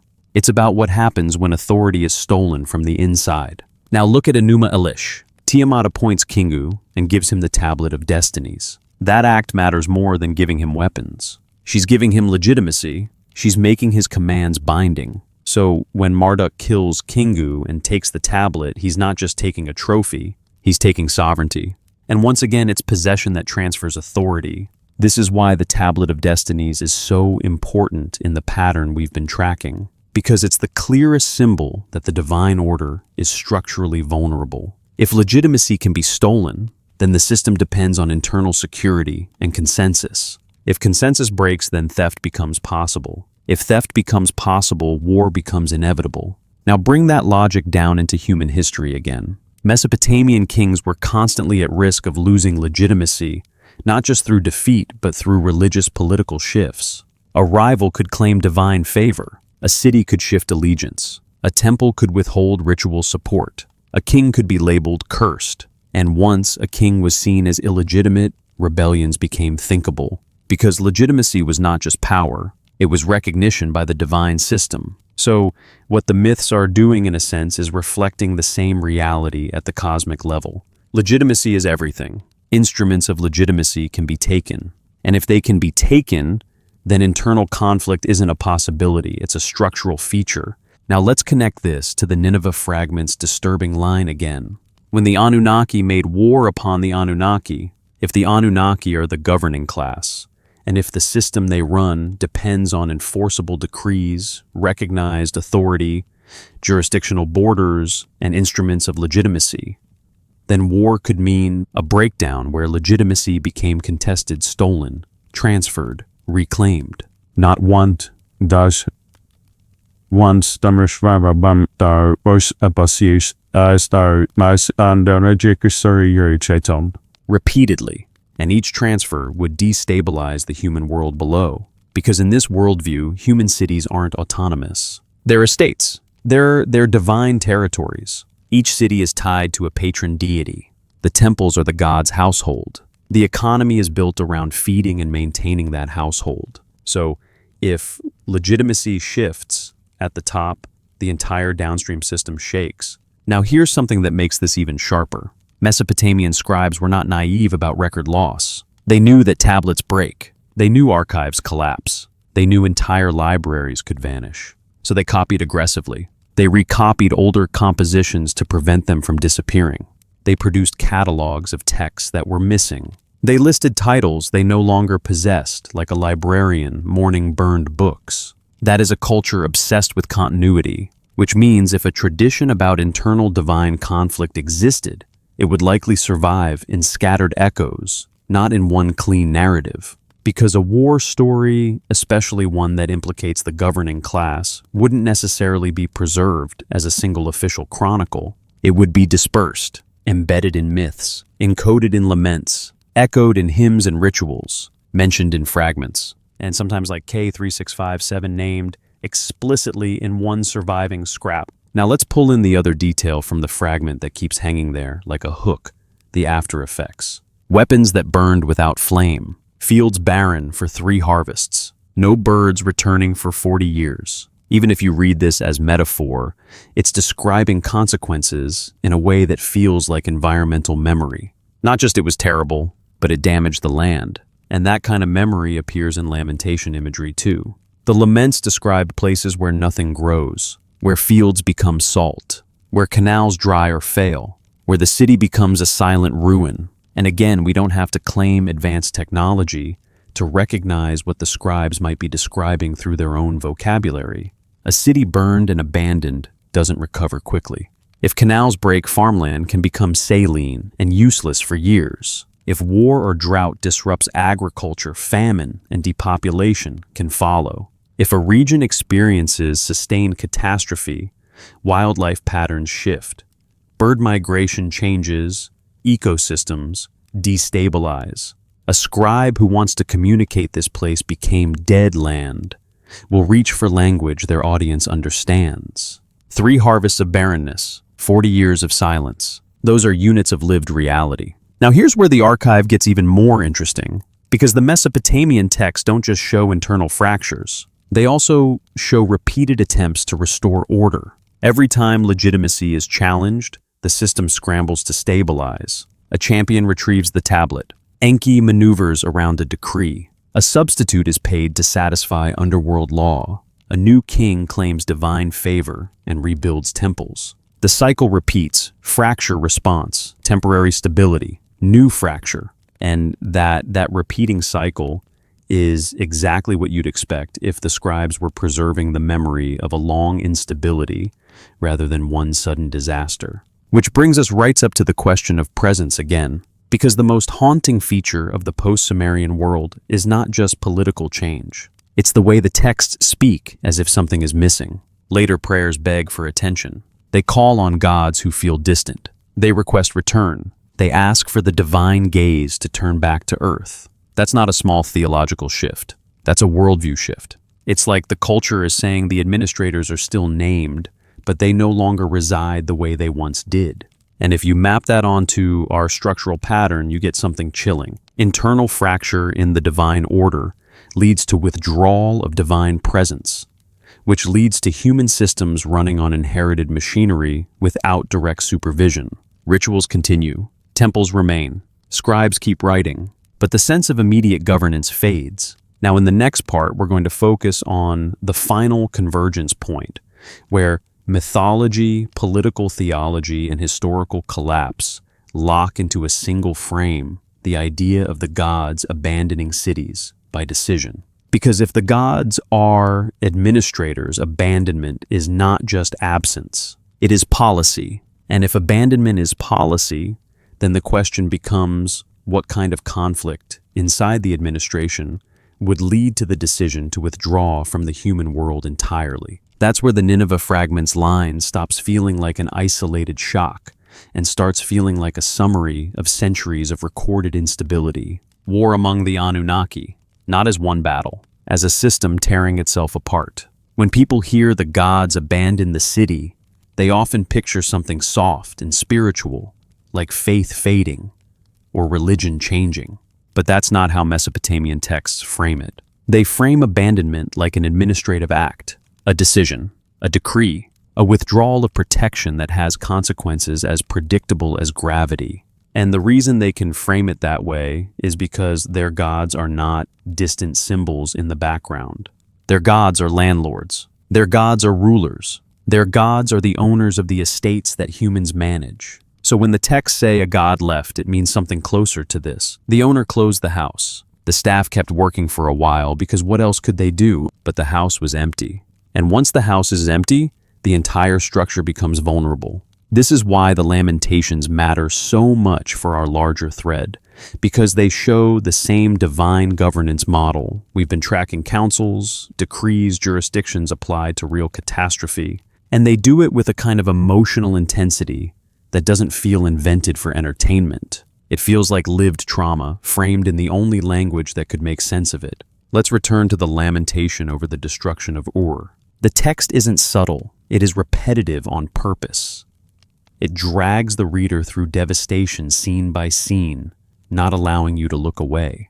It describes gates smashed, walls breached, temples violated, houses burning, bodies in streets, survivors wandering. And then again and again it returns to the same explanation. The divine assembly decided. The decree was issued. Ningal, the goddess of Ur, pleads. She begs the council to spare her city, and she is refused, not because the council lacks power, because the decision is already binding. Ur's time is finished. So what happens next is not described as enemy conquest. It's described as a sanctioned event, like a court ruling carried out. And the enemies, the Gutians, the Elamites, whoever the text identifies in different lines, are framed like instruments of enforcement. That's the tone. It's not they defeated us. It's the decree made them able to destroy us. That's a very different worldview. Now here's the part that should make you pause. If the laments treat abandonment as policy, then the question is, why would the policy be issued? What changes inside the divine order that makes the gods decide to withdraw protection from the very cities that feed them? Because remember, in Mesopotamian theology, the gods depend on offerings. Not in a childish sense, but in the system logic sense. Temples are households. Households require supplies. Supplies come from agriculture. Agriculture requires labor. Labor is provided by humans. The flood story even spells it out indirectly. When humans are nearly wiped out, the gods are described as hungry and desperate for sacrifices again.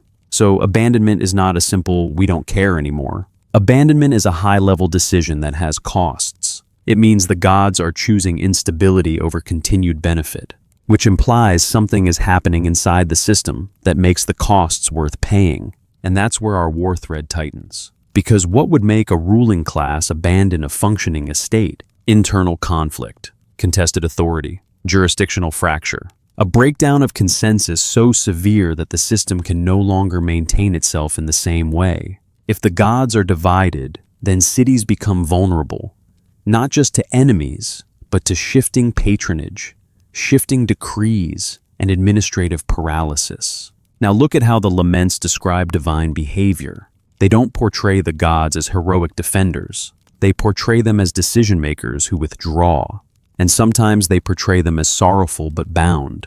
Ningal weeps. She mourns. But she cannot stop the destruction because the council's decree is final. That means even the gods are constrained by the system's decisions, which is exactly what we saw with Inanna in the underworld. Power exists, but it is structured.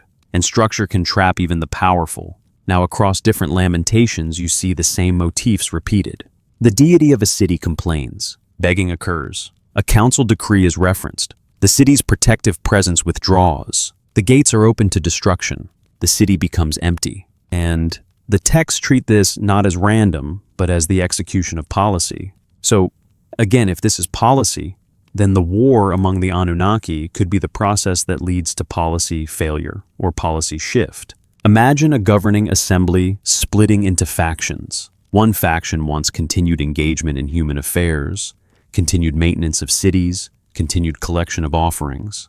Another faction wants withdrawal, punishment, restructuring, or even abandonment. Or imagine legitimacy shifting between deities. If the patron deity of a city loses standing in the assembly, the city loses protection. If authority is transferred, the city becomes collateral. If decrees are contested, enforcement becomes inconsistent. If the tablet of destinies changes hands, sovereignty shifts. In that environment, abandonment becomes not just possible, but likely, and the human world becomes the battlefield where divine politics play out.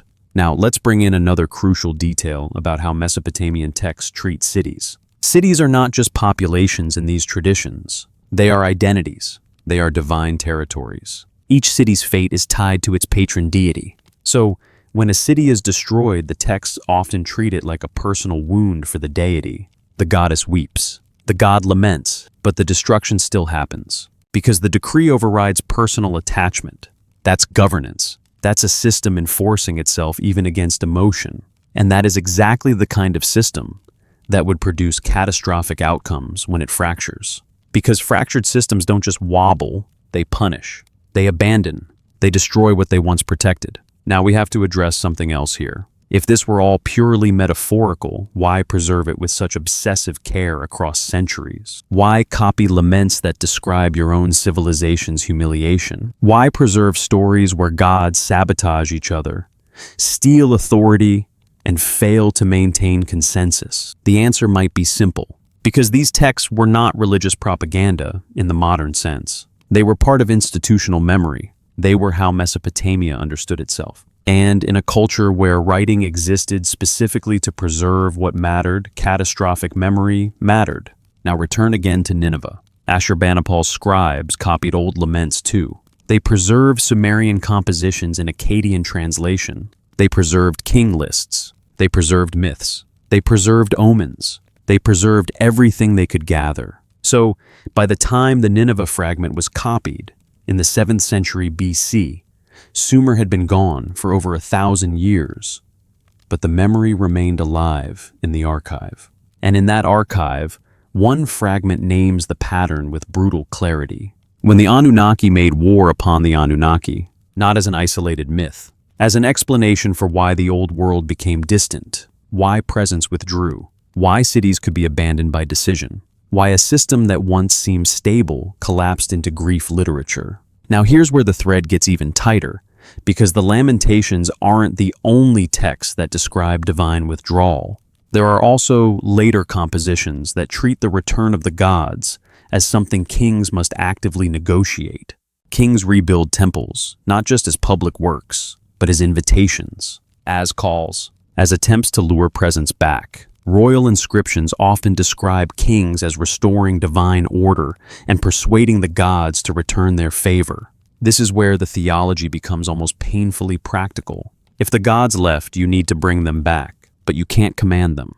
You have to persuade them. You have to rebuild the house so they'll want to live there again. You have to offer gifts. You have to repair what was desecrated. You have to perform rituals correctly. You have to prove the city is worthy again. That's not symbolic religion. That's relationship management under a governance framework, which again points to something deeper than simple mythic storytelling.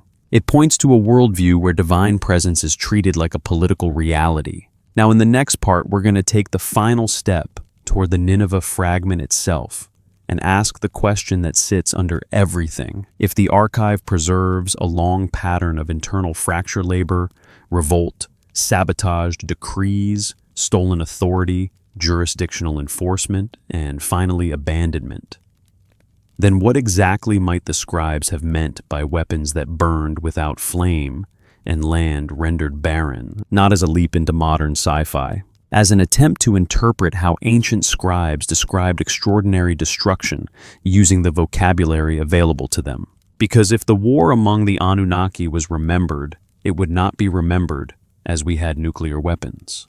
It would be remembered as the land became dead, and the texts give us multiple ways to trace what dead land meant to them. That's where we go next. That line in the Nineveh fragment about weapons that burned without flame is the kind of sentence that makes your brain immediately jump to modern images. You can almost feel it happen. But if we're going to take the archive seriously, we have to do something harder and more disciplined. We have to ask, how would an ancient scribe describe extraordinary destruction if they didn't have modern vocabulary? Because Mesopotamian scribes weren't writing science reports. They were writing in the language of their world, agriculture, ritual, law, omen, and memory. And when they describe catastrophe, they describe it in the units that matter to them. Harvests, soil, water. Animals, silence. Time measured in seasons and generations. So the question isn't what modern weapon was this. The question is what kind of event produces the after effects they describe, and why would that description be preserved? Let's take the fragments' details one at a time. Heat without visible flame. In a world lit by fire, torches, lamps, ovens, hearths, flame is the normal visual marker of heat. So describing burning without flame is already signaling something abnormal. It could be an extreme radiant heat event. It could be intense sunlight amplification. It could be hot wind carrying embers. It could be a chemical burn. It could be an event where people felt the burning but didn't see the expected flames. Or it could be a scribal way of saying, this didn't behave like normal fire. Because in the text, normal disasters have normal imagery. Fire consumes, storms tear, floods drown. But this line suggests something else burning that doesn't look like burning. Then comes the next unit, soil unplantable for 3 harvests. Now, we're not talking about a city burned. We're talking about environmental damage. In southern Mesopotamia, agriculture was fragile. It relied on irrigation. Irrigation increased yields, but it also increased salinity. If canals failed, or if fields were flooded with bad water, or if salt concentrated in the soil, you could lose crops for multiple seasons. 3 harvests is not forever. It's long enough to be remembered, long enough to break a community, long enough to force migration, long enough to turn a city into a ruin, but not so long that it becomes mythic eternity. It's specific. It's realistic. It's the kind of detail a scribe would record to communicate. This wasn't just destruction. It broke the land. Then comes the most haunting detail. No birds returned for 40 years. Again, the unit is ecological and social. Birds are part of the environment. They're also part of the soundscape. A city with no birds is quiet in a way that feels unnatural. And 40 years is also interesting in Mesopotamian storytelling. 40 can be symbolic, but it's also one long human memory cycle. A lifetime's worth of waiting, an entire generation. Even if you treat the number as stylized, the point is clear. The place remained wrong for a long time. And then the fragment names a city, Shuruppak. That's not a mythic location. That's a real place, excavated, located between Uruk and Nippur, tied to flood tradition, and associated with early Sumerian memory. So the fragment isn't describing destruction in abstract. It's attaching the after effects to a real geography. Now compare that to the Lamentations. The Laments describe cities where nothing grows. They describe fields abandoned. They describe canals failing. They describe salt and dryness.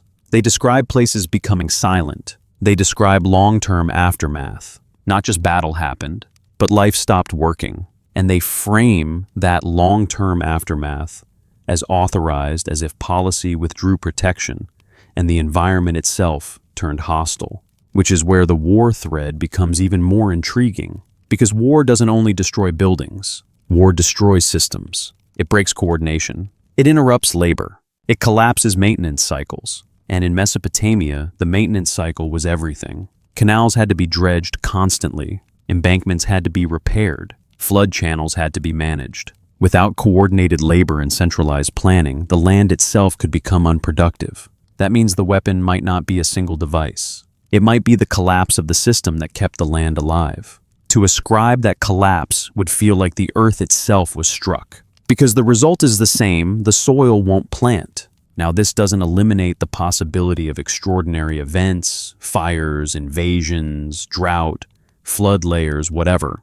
It simply reminds us that for Mesopotamia, the boundary between war and environmental catastrophe was thin, because environmental management was part of governance. Break governance, and you break the environment. Now let's connect this to another kind of text in the archive that people often overlook, omens. Mesopotamian cultures produced vast omen literature. They recorded patterns in the sky, in animal behavior, in birth defects, in unusual weather, in eclipses, in comets, in strange events. Why? Because in their worldview, the gods communicated through signs. But also because these texts become accidentally a record of what people noticed and feared.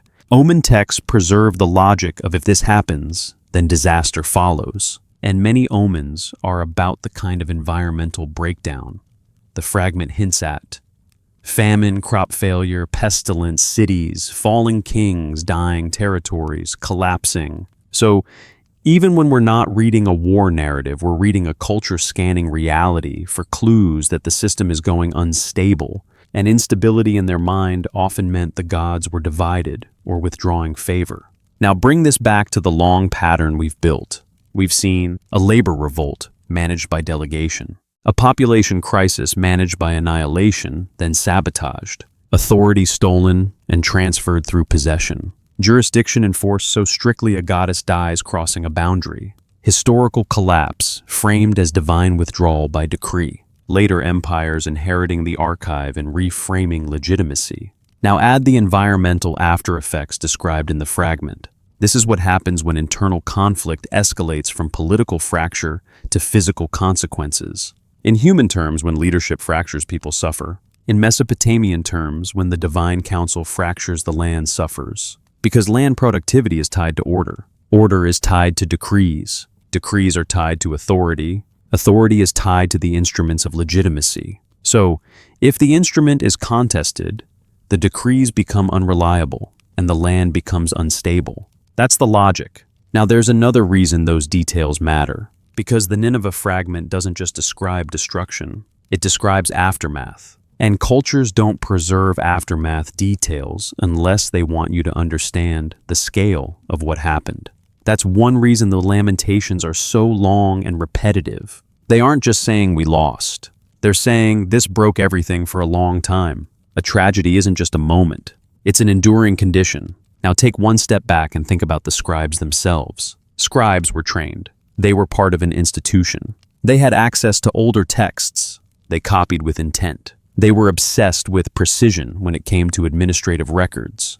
They could be poetic in hymns and laments, but they were still operating inside a culture that valued exactness. So when a scribe records 3 harvests or 40 years, even if those numbers are stylized, the use of time units is meaningful. It signals an attempt to communicate duration and consequence.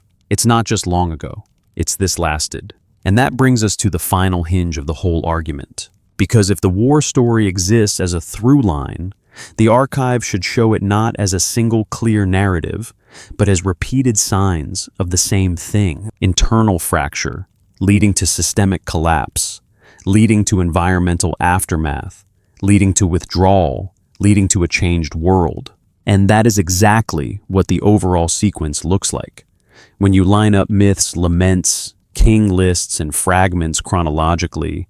Now in the next part, we're going to do something very specific. We're going to return to the Nineveh fragment as an archival object, not just a dramatic quote. We're going to treat it like a file in a broken cabinet. What kind of text might it have come from? A ritual, a lament, a myth, a historical composition. How does its language fit with known Akkadian formulas? And how does the mention of Shuruppak connect to other strands of memory preserved across the archive? Because if this fragment is a doorway, the next step is figuring out what room it used to belong to. Let's treat the Nineveh fragment the way a careful archivist would, not like a dramatic quote, like a surviving scrap of a file that used to be complete. Because in a way, that's exactly what it is. A few inches of clay, a small grid of wedge-shaped marks, 11 legible lines, one corner missing, and a phrase that feels like it shouldn't exist if the rest of the archive is telling a different story. When the Anunnaki made war upon the Anunnaki, the first thing to understand is that Ashurbanipal's library wasn't a random heap of old tablets. It was curated. It was copied.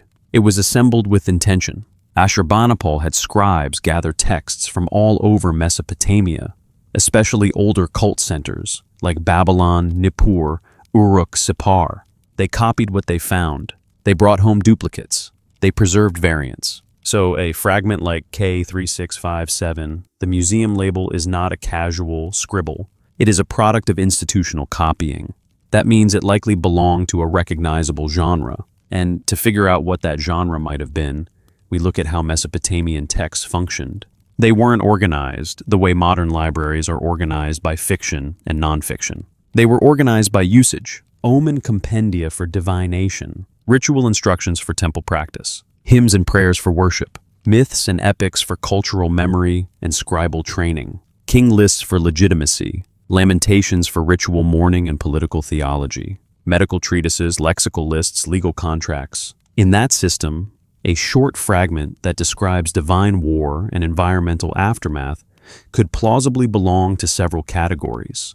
It could be part of a lamentation tradition. It could be part of a mythic narrative that hasn't survived elsewhere. It could even be part of an omen or ritual text that references a past catastrophe as precedent. Because Mesopotamian texts do something we don't do much anymore. They treat the past as a storehouse of patterns. A ritual will mention what happened in the time when, to justify why the ritual exists. An omen will cite old disasters as warnings. A myth will embed political memory inside a divine drama. So, the fragment's function might not have been tell the war story from start to finish. It might have been mention the war as established memory, which would explain why it's so brief and yet so specific. It drops the phrase like the reader is expected to already know what it means. Then it mentions the kind of destruction that follows. Then it names Shuruppak. Then it breaks. Now, the mention of Shuruppak is a strong clue about what kind of memory this text is drawing from. Shuruppak is tied to flood tradition. In multiple Mesopotamian accounts, Shuruppak is the city of the flood survivor Ziusudra in Sumerian tradition, Atrahasis in Akkadian Utnapishtim, in Gilgamesh. That association makes Shuruppak a symbol of ancient catastrophe memory. It's like saying the city where the old disaster happened. So, if a text wants to reference something already ancient, Shuruppak is a natural anchor. It signals this is deep time. Now, the fragment's destruction imagery is not flood imagery. It's fire imagery. Heat without visible flame. Soil barren. No birds. That suggests either a different catastrophe memory associated with Shuruppak, separate from the flood, or a broader catastrophe archive in which Shuruppak becomes the emblematic city of ruin. Either way, Shuruppak functions like a geographic stamp, like a filing label in the text itself. Now, here's another important thing about Ashurbanipal's library. It contains duplicates and variants. That means a composition can exist in multiple, slightly different versions. It also means fragments might belong to a version that doesn't match the better-known surviving ones. So, the fact that the phrase war among the Anunnaki appears nowhere else in surviving tablets does not mean it was invented on the spot. It could mean the composition exists but hasn't been recovered. The relevant tablets broke and haven't been reconstructed. The phrase appears in another fragment that hasn't been identified yet. The phrase existed in a variant tradition that didn't survive in full. That's normal in this archive. We have huge gaps. We have texts known only by title. We have compositions preserved only in later copies. We have works with dozens of fragments that scholars still haven't joined into one continuous narrative. So we're not dealing with a complete record. We're dealing with a field of debris, which makes the fragment's existence even more interesting. Because among debris, some things survive only if they were copied repeatedly. Now think about the language of war. In Mesopotamian texts, war isn't always just physical combat. It can include a decree of destruction, a withdrawal of protection, a conflict of authority, a punitive event sanctioned by the assembly, a breakdown of order that leaves land barren. So war among the Anunnaki could be describing literal fighting, yes, but it could also be describing an era of internal conflict that resulted in sanctions carried out against territories, like factions using policy and force against each other, a divine civil war in bureaucratic terms. Now tie that back to everything we've tracked. Councils split, decrees are issued and sabotaged, authority is stolen, jurisdiction is enforced, cities are abandoned by decree. The human world suffers long aftermath. Later scribes preserve and translate the memory. That looks like prolonged instability, and prolonged instability is exactly what produces deadland memory. Now there's a reason the archive might not preserve a clean Civil War narrative, because if you are an institution trying to maintain legitimacy, you don't publish a neat official story that says the rulers destroyed themselves. Instead, you preserve fragments. You preserve laments. You preserve myths that encode conflict in symbolic terms. You preserve enough to remember, but not enough to cleanly prosecute. And that's not conspiracy thinking. That's how institutional memory often works. Even today, collapsed regimes leave behind broken documents and partial truths, not a single glossy report titled How We Failed. The failure is preserved in pieces. So, the fact that the explicit phrase appears rarely could actually be consistent with what it is naming, because naming internal war openly is dangerous to legitimacy, even if the rulers are gods. Now let's connect the fragment's weapons to the older mythic patterns again, but in a new way. The myths already show that authority is objectified and transferable. The Tablet of Destinies is the cosmic instrument that makes decrees binding. If that tablet is contested repeatedly, then what we're really talking about is a series of coups, a series of shifts where legitimacy changes hands. And each time, legitimacy changes, decrees change, protections shift, and cities become collateral. That's a war, not necessarily a war of armies marching on a plain, a war of governance, a war of policy and jurisdiction that produces physical destruction. Now, the laments describe abandonment as if it was a decision made in the assembly, but we also have texts where gods temporarily abandon cities or allow them to fall for political reasons. These motifs become common in later periods because they help explain why empires fall and rise. If a city falls, it is because its god withdrew. If a city rises, it is because its god returned. So, the divine abandonment language becomes the standard way to explain political change, which means a later scribe, copying a catastrophic memory, might naturally frame it in the same way. War among the Anunnaki could be a shorthand for the kind of internal conflict that led to policy shifts and abandonment waves. Now let's look at the big picture of the archive's timeline again. In the early traditions, gods are close active present. In later traditions, gods are more distant, and human kings become the ones tasked with restoring order by rebuilding temples, correcting rituals, and claiming favor. That means history shows a gradual shift from assumed presence to negotiated presence. And if the Nineveh fragment is naming a war among gods, it might be offering the explanation for why that shift happened, why presence became distant, why the system that once felt immediate became remote, why later prayers sound like long-distance calls. Now here's the last piece we need before the final arc. If this is truly a through line, then the tradition should culminate in something like a final breakdown, a final withdrawal, a final abandonment where the old order stops functioning as it did, and then a world that continues but different, not because humans changed instantly, but because the administrative structure above them did. And that's exactly what the post-Sumerian world feels like in the texts. The cities persist, the canal systems remain, the rituals continue. But the sense of a stable divine bureaucracy governing openly feels weaker. Instead, we get an era where kings obsess over signs, omens divine anger, and the restoration of favor. The gods still matter, but they feel harder to reach. Like the old chain of command is broken. Now in the next part, we're going to do something that brings this whole story toward a conclusion. We're going to step back and interpret the full pattern as the scribes might have seen it. An administrative order established, a ruling class fractured, authority contested, decrees sabotaged, jurisdictions enforced, cities abandoned, civilization collapses, memory preserved, not as one clean narrative, but as a distributed archive of catastrophe. And then we'll build toward a YouTube-ready closing frame, why this matters, what we can and can't claim, and what the tablets actually force us to confront when we stop treating them as disconnected myths and start reading them as a long record of institutional failure. If a Mesopotamian scribe could sit with us today, quiet room, soft light, the clay fragments laid out like puzzle pieces, what would they say they were doing?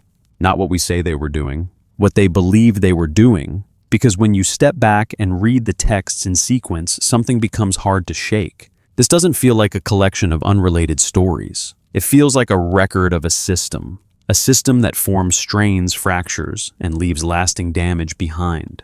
And when a system collapses, the people who survive don't usually write, "Here is the full narrative of the collapse." They write laments, they write legal claims, they write prayers, they preserve fragments. They keep copying the old documents because those documents are the only way to understand what went wrong.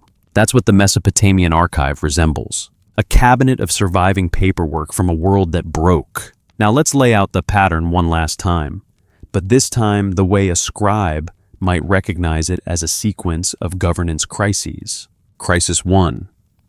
Labor and sustainability. Before humans, the texts say divine laborers Agigi maintain the world's infrastructure.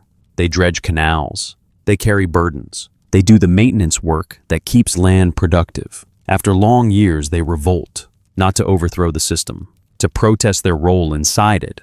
The council meets. A solution is chosen: create humans. Humans become the replacement workforce. The system stabilizes. But the solution also creates the next vulnerability, because a replacement workforce that reproduces cannot remain neatly controlled. Crisis 2.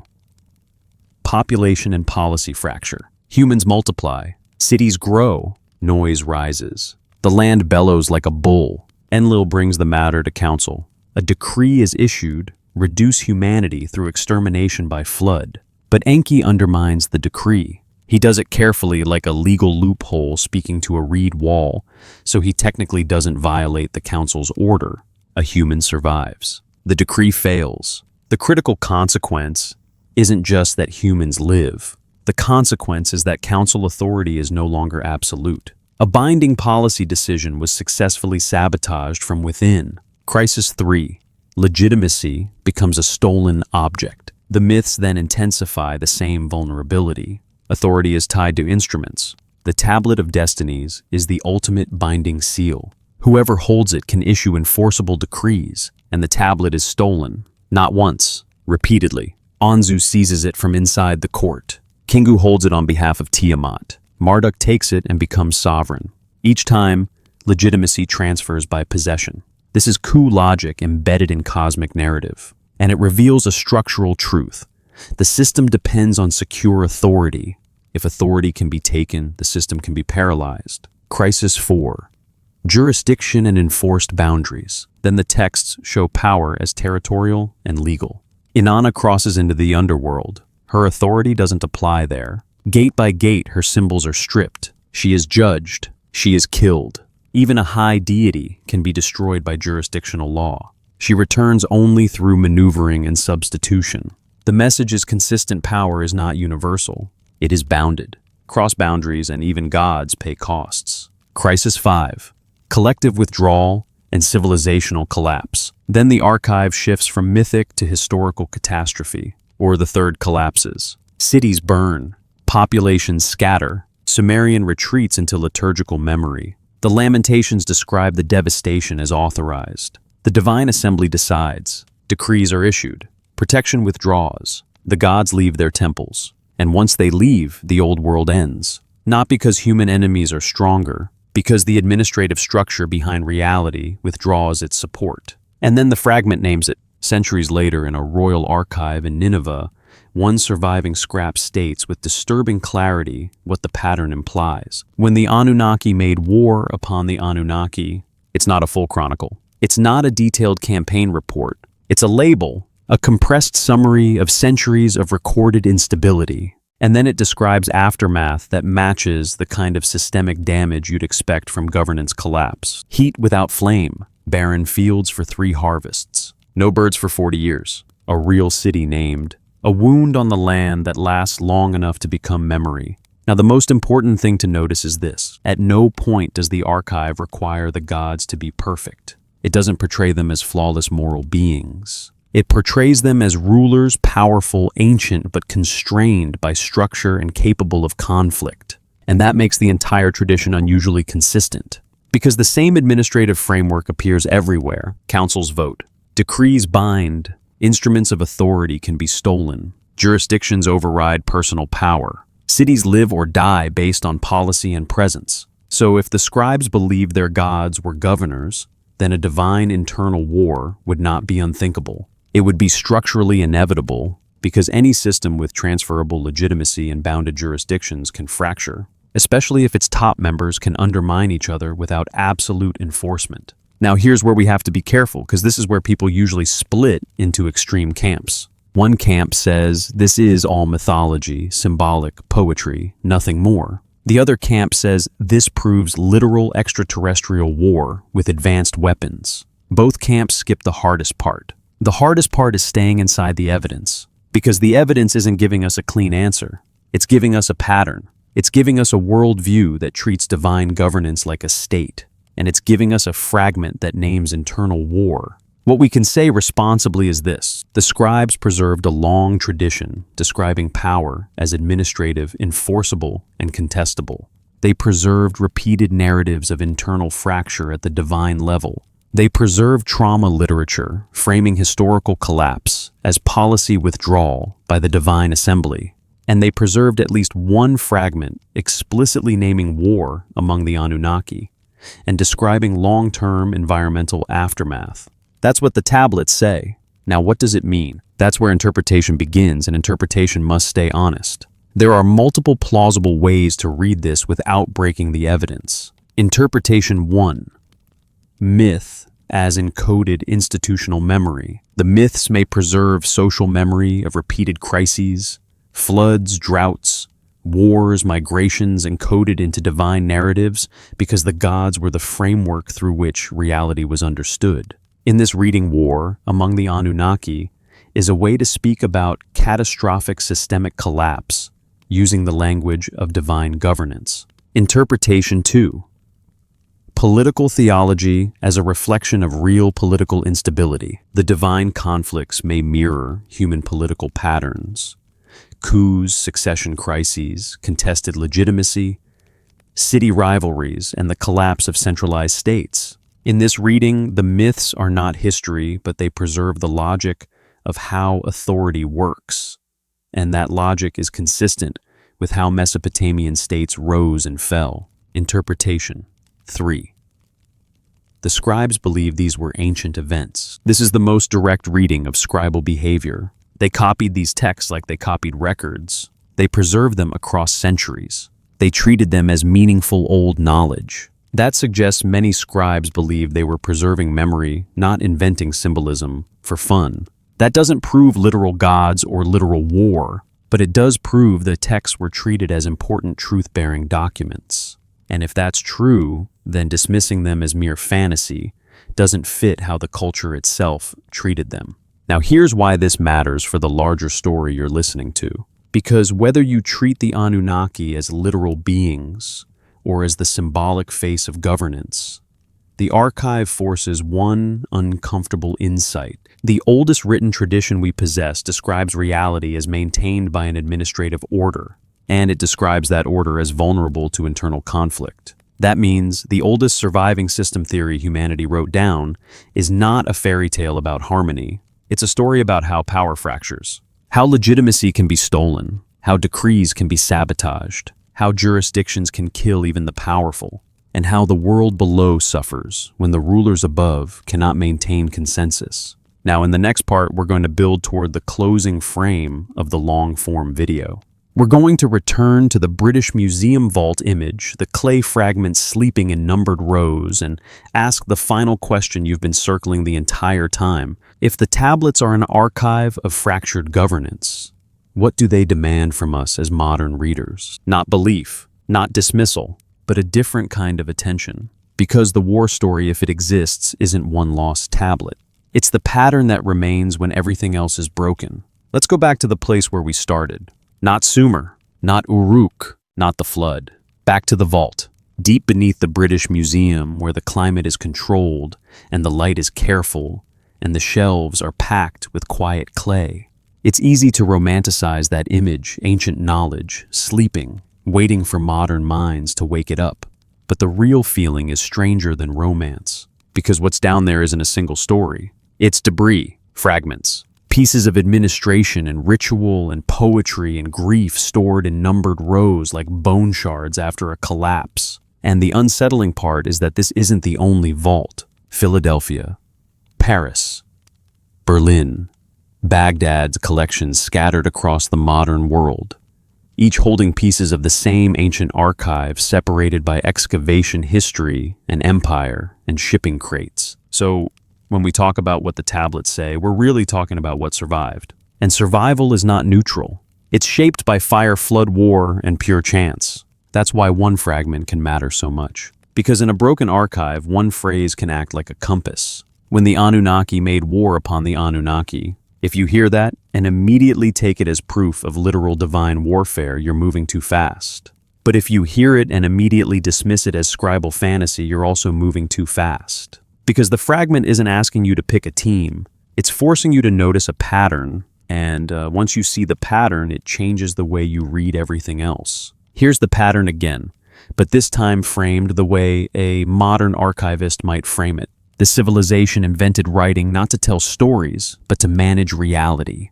The same writing system was used for grain receipts and for cosmic narratives. The gods are described with the same legal logic used to run cities. Authority is procedural, delegated, transferable, and therefore contestable. The archive repeatedly preserves internal fracture. The archive culminates in historical collapse, framed as authorized withdrawal. And a later fragment names the fracture as internal war. That's the through line. And here's the uncomfortable thing. We don't have a modern equivalent of this kind of continuity.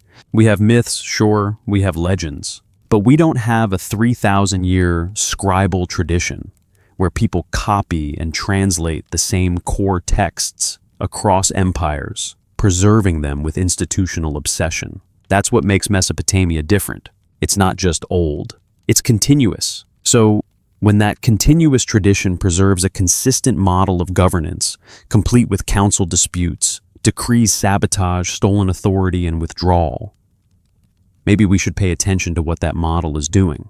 Because even if you read it purely symbolically, it's still saying something radical. The world is not maintained by harmony. It is maintained by administration, and administration is fragile. Now think about how modern scholarship often handles this material. It divides it into boxes. Mythology over here, history over there, religion over there, economics over there, lamentations as a literature, king lists as propaganda, omens as superstition. And those boxes are useful for analysis, sure, but they can also hide the pattern, because in Mesopotamia, those categories were not separate worlds. They were one world. A contract and a hymn were both tablets. A court ruling and a myth were both enforceable in the sense that both shaped reality. The gods weren't an abstract belief system floating above politics. They were the political foundation. So, when we separate the text too cleanly, we risk missing the central point. The myths are not random stories. They are governance narratives written in divine language. That's why they keep returning to councils, decrees, boundaries, and legitimacy.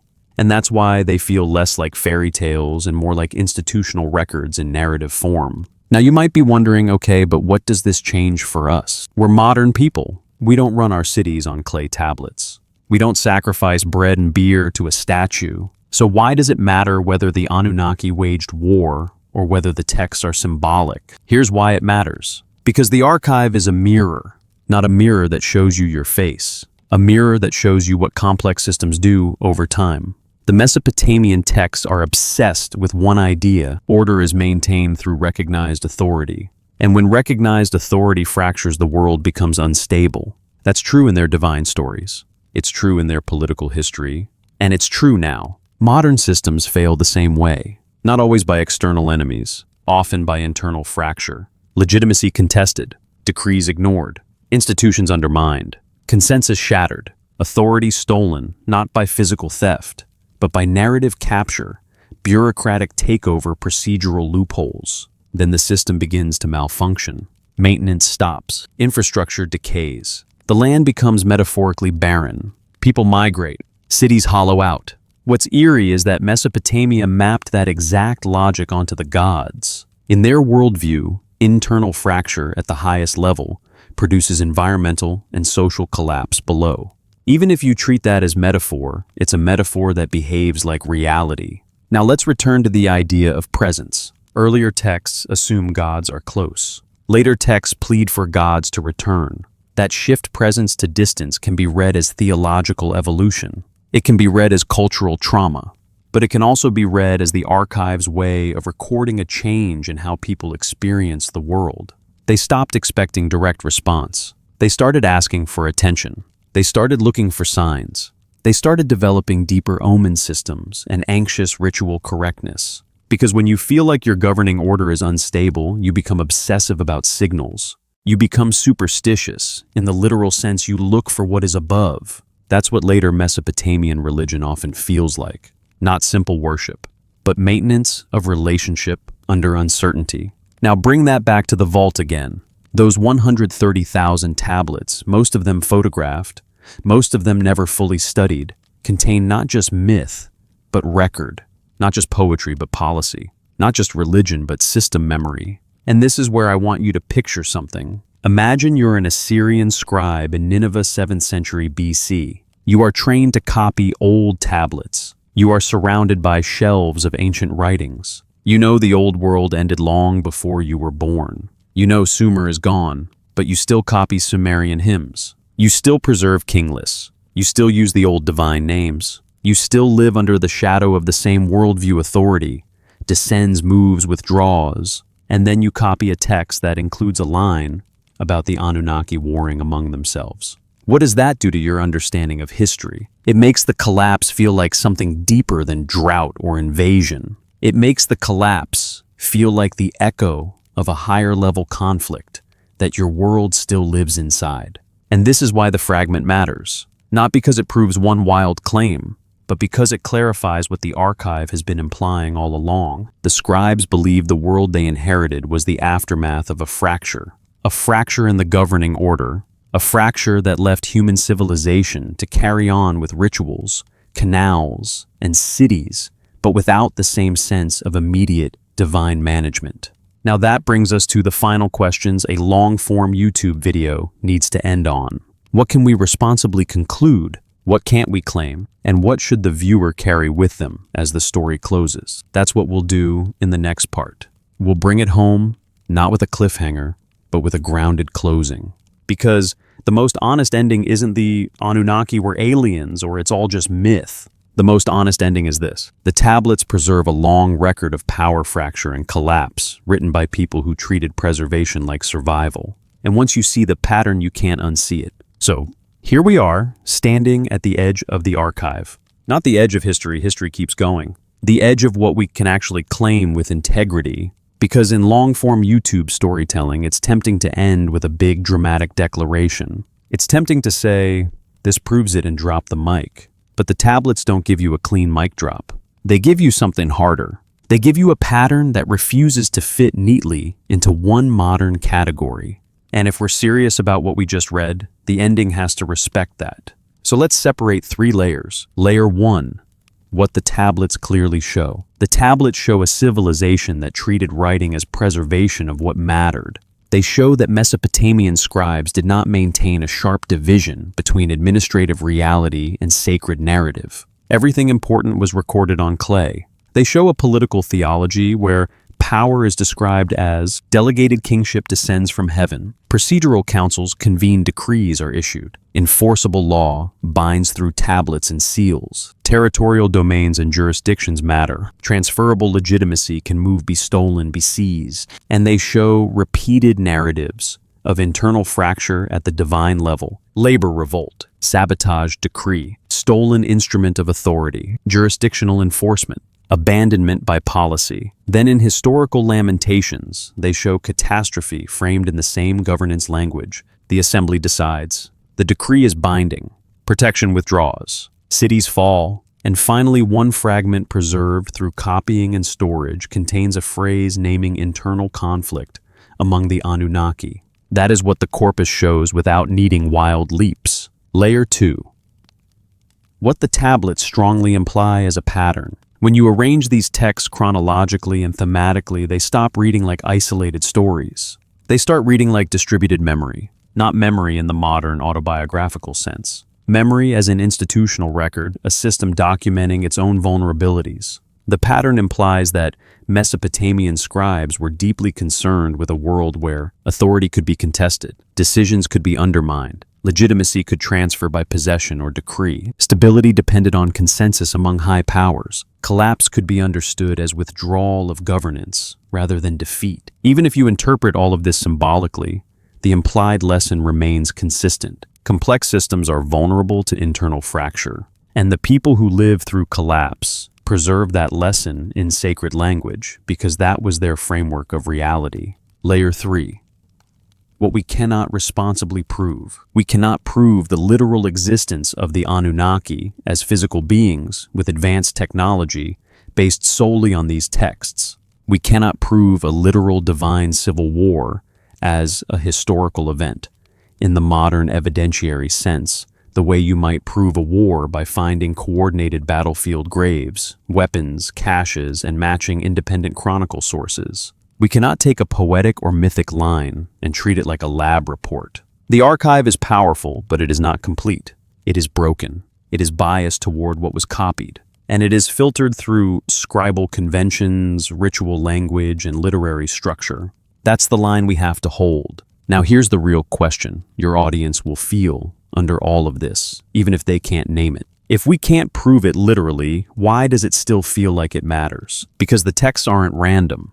Because the consistency is real. Because the scribal obsession with preservation is real. Because the framing of collapse as policy withdrawal is real. And because one fragment naming internal war among the divine administrators slots into that consistency like a missing label on a drawer, it doesn't solve everything. It makes everything else harder to dismiss as disconnected fantasy. Now, what's the most honest way to close the story before the final wrap? You bring the viewer back to the human level, because for all the divine language, the actual people who wrote these tablets were not gods. They were scribes. They were administrators. They were temple workers. They were survivors. They were people standing in cities that had burned, looking at fields that wouldn't plant, watching canals silt up, listening to empty temples, wondering why the old order didn't protect them.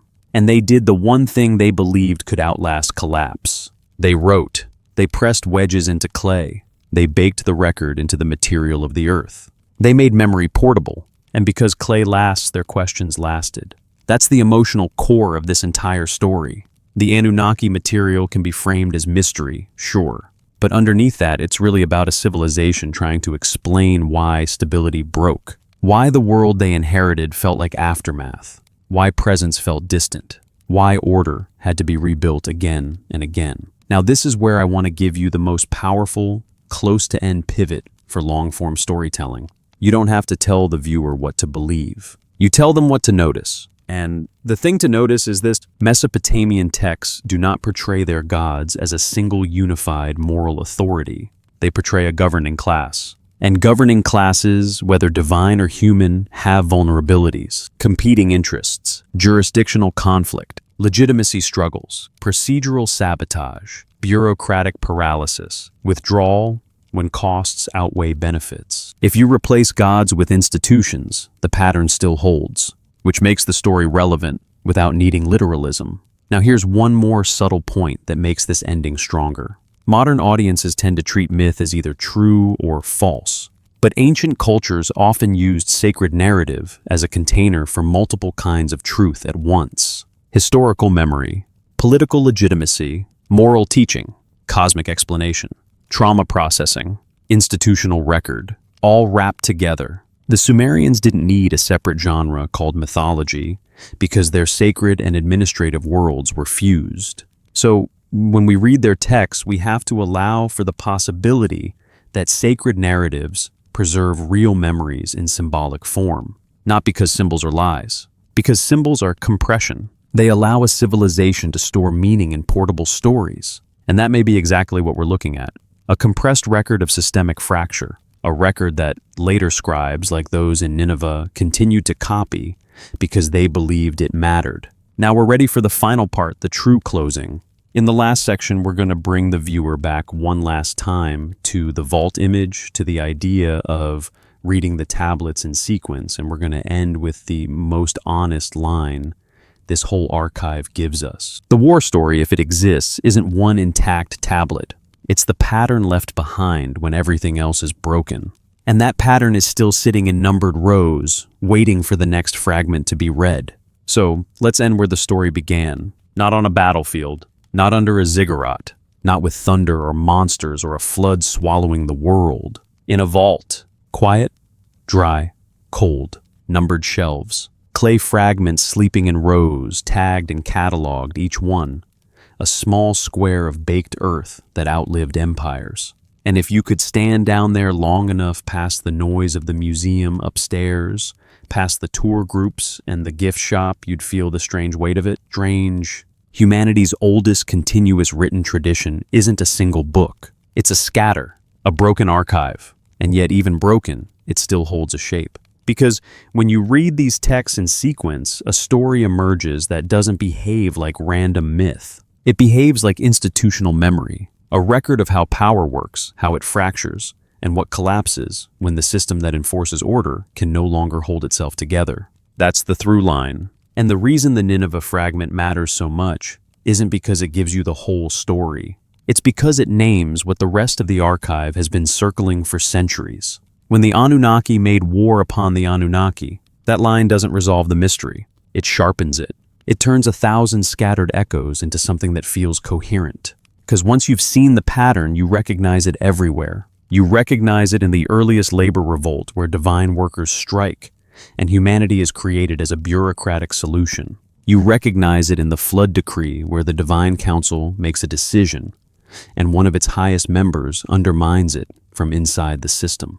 You recognize it in the tablet of destinies where authority is not inherent, but held, and therefore stolen, transferred, seized again and again like a cosmic version of a sealed contract. You recognize it in Inanna's descent, where jurisdiction overrides status, and a goddess can die simply by crossing into a domain where her authority has no standing. You recognize it in the Lamentations, where real cities fall, real people suffer, and catastrophe is framed not as defeat, but as an authorized withdrawal policy carried out by decree. And then you recognize it in the quiet shift that follows, as the texts begin to sound like long-distance prayers, as if presence is no longer assumed, as if the old chain of command is still named but no longer felt. That is what the archive looks like when read as a sequence, a governing order under strain, then fracture, then withdrawal, then a world left to continue on inherited schedules. And it's important to say this clearly. You do not need to decide whether the Anunnaki were literal beings to understand why this matters. Because even if you read the entire tradition as symbolic, what it symbolically preserves is still one of the most enduring truths about complex systems. They don't always collapse because an enemy is stronger. They often collapse because authority becomes contested, because decrees stop binding, because legitimacy becomes unstable, because internal contradictions finally grow too large to contain, because the people at the top can no longer agree on what the system is for. And when that happens, the world below suffers the aftermath. Fields become barren, not just physically, but socially. Cities become silent. Maintenance stops. Order becomes something you beg for, not something you trust. That's the emotional reality the laments capture. That's the procedural reality the myths encode. And that's the reason the Nineveh fragment's aftermath details land so hard. 3 harvests, 40 years, no birds, dead soil. It's describing the world after governance breaks. Now, if you're listening to this late at night, different time zone, different country, quiet room, long drive, you might be asking yourself the same question those scribes were asking in their own way. What does it mean that the oldest writings we have are obsessed with authority, decree, and collapse? What does it mean that the first system story humanity preserved is not a story of harmony, but a story of fragility? Maybe it means this. From the very beginning of writing, people understood that civilization is a thin layer. It depends on maintenance. It depends on cooperation. It depends on legitimacy. And when those things break, the world can revert to ruin faster than anyone wants to believe. The Sumerians didn't preserve their texts because they wanted to entertain us. They preserved them because they believed preservation was survival, because they knew memory dies if it isn't recorded, because they saw cities fall and didn't want the reason to vanish into silence, and because later scribes, Akkadian, Babylonian, Assyrian, kept copying those same texts, translating them, storing them in royal libraries, it suggests they felt the same urgency. They inherited a world built on ancient foundations, and they kept asking the same question. What happened to the old order? Why did it break? Why does the world feel like aftermath? And somewhere in that inheritance, one scribe preserved a phrase that still sits there like a cold stone. War among the Anunnaki. Not war against monsters. Not war against chaos. War among the administrators themselves. Now this is where a modern viewer's instinct kicks in. You want closure. You want the final reveal. You want the missing tablet that explains everything. But the honest ending isn't a reveal. The honest ending is the vault. Because the vault tells you the real truth. The archive is incomplete. The clay is broken. The narrative stops mid-sentence. And yet the pattern remains visible. And the pattern is strong enough to change how you read everything else. So here's the final takeaway, simple, grounded, and true to what the tablets actually give us. If there was a war story, it probably wasn't preserved as one intact epic sitting on a shelf.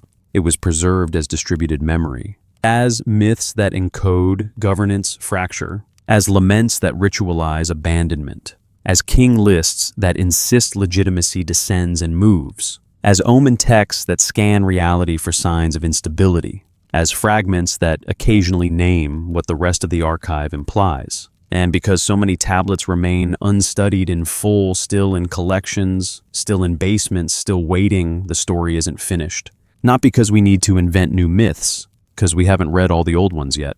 So, the next time you hear someone say, it's just mythology, or someone else say, it proves everything, remember, the more interesting truth sitting between those extremes. A civilization that invented writing used it to preserve what it believed mattered most. And what it preserved again and again was the story of power fracture and collapse. That's what the clay remembers. And once you've seen the pattern, it's hard to look at those broken fragments in numbered rows and not feel like they're still speaking, quietly, patiently, waiting for the next line to be found.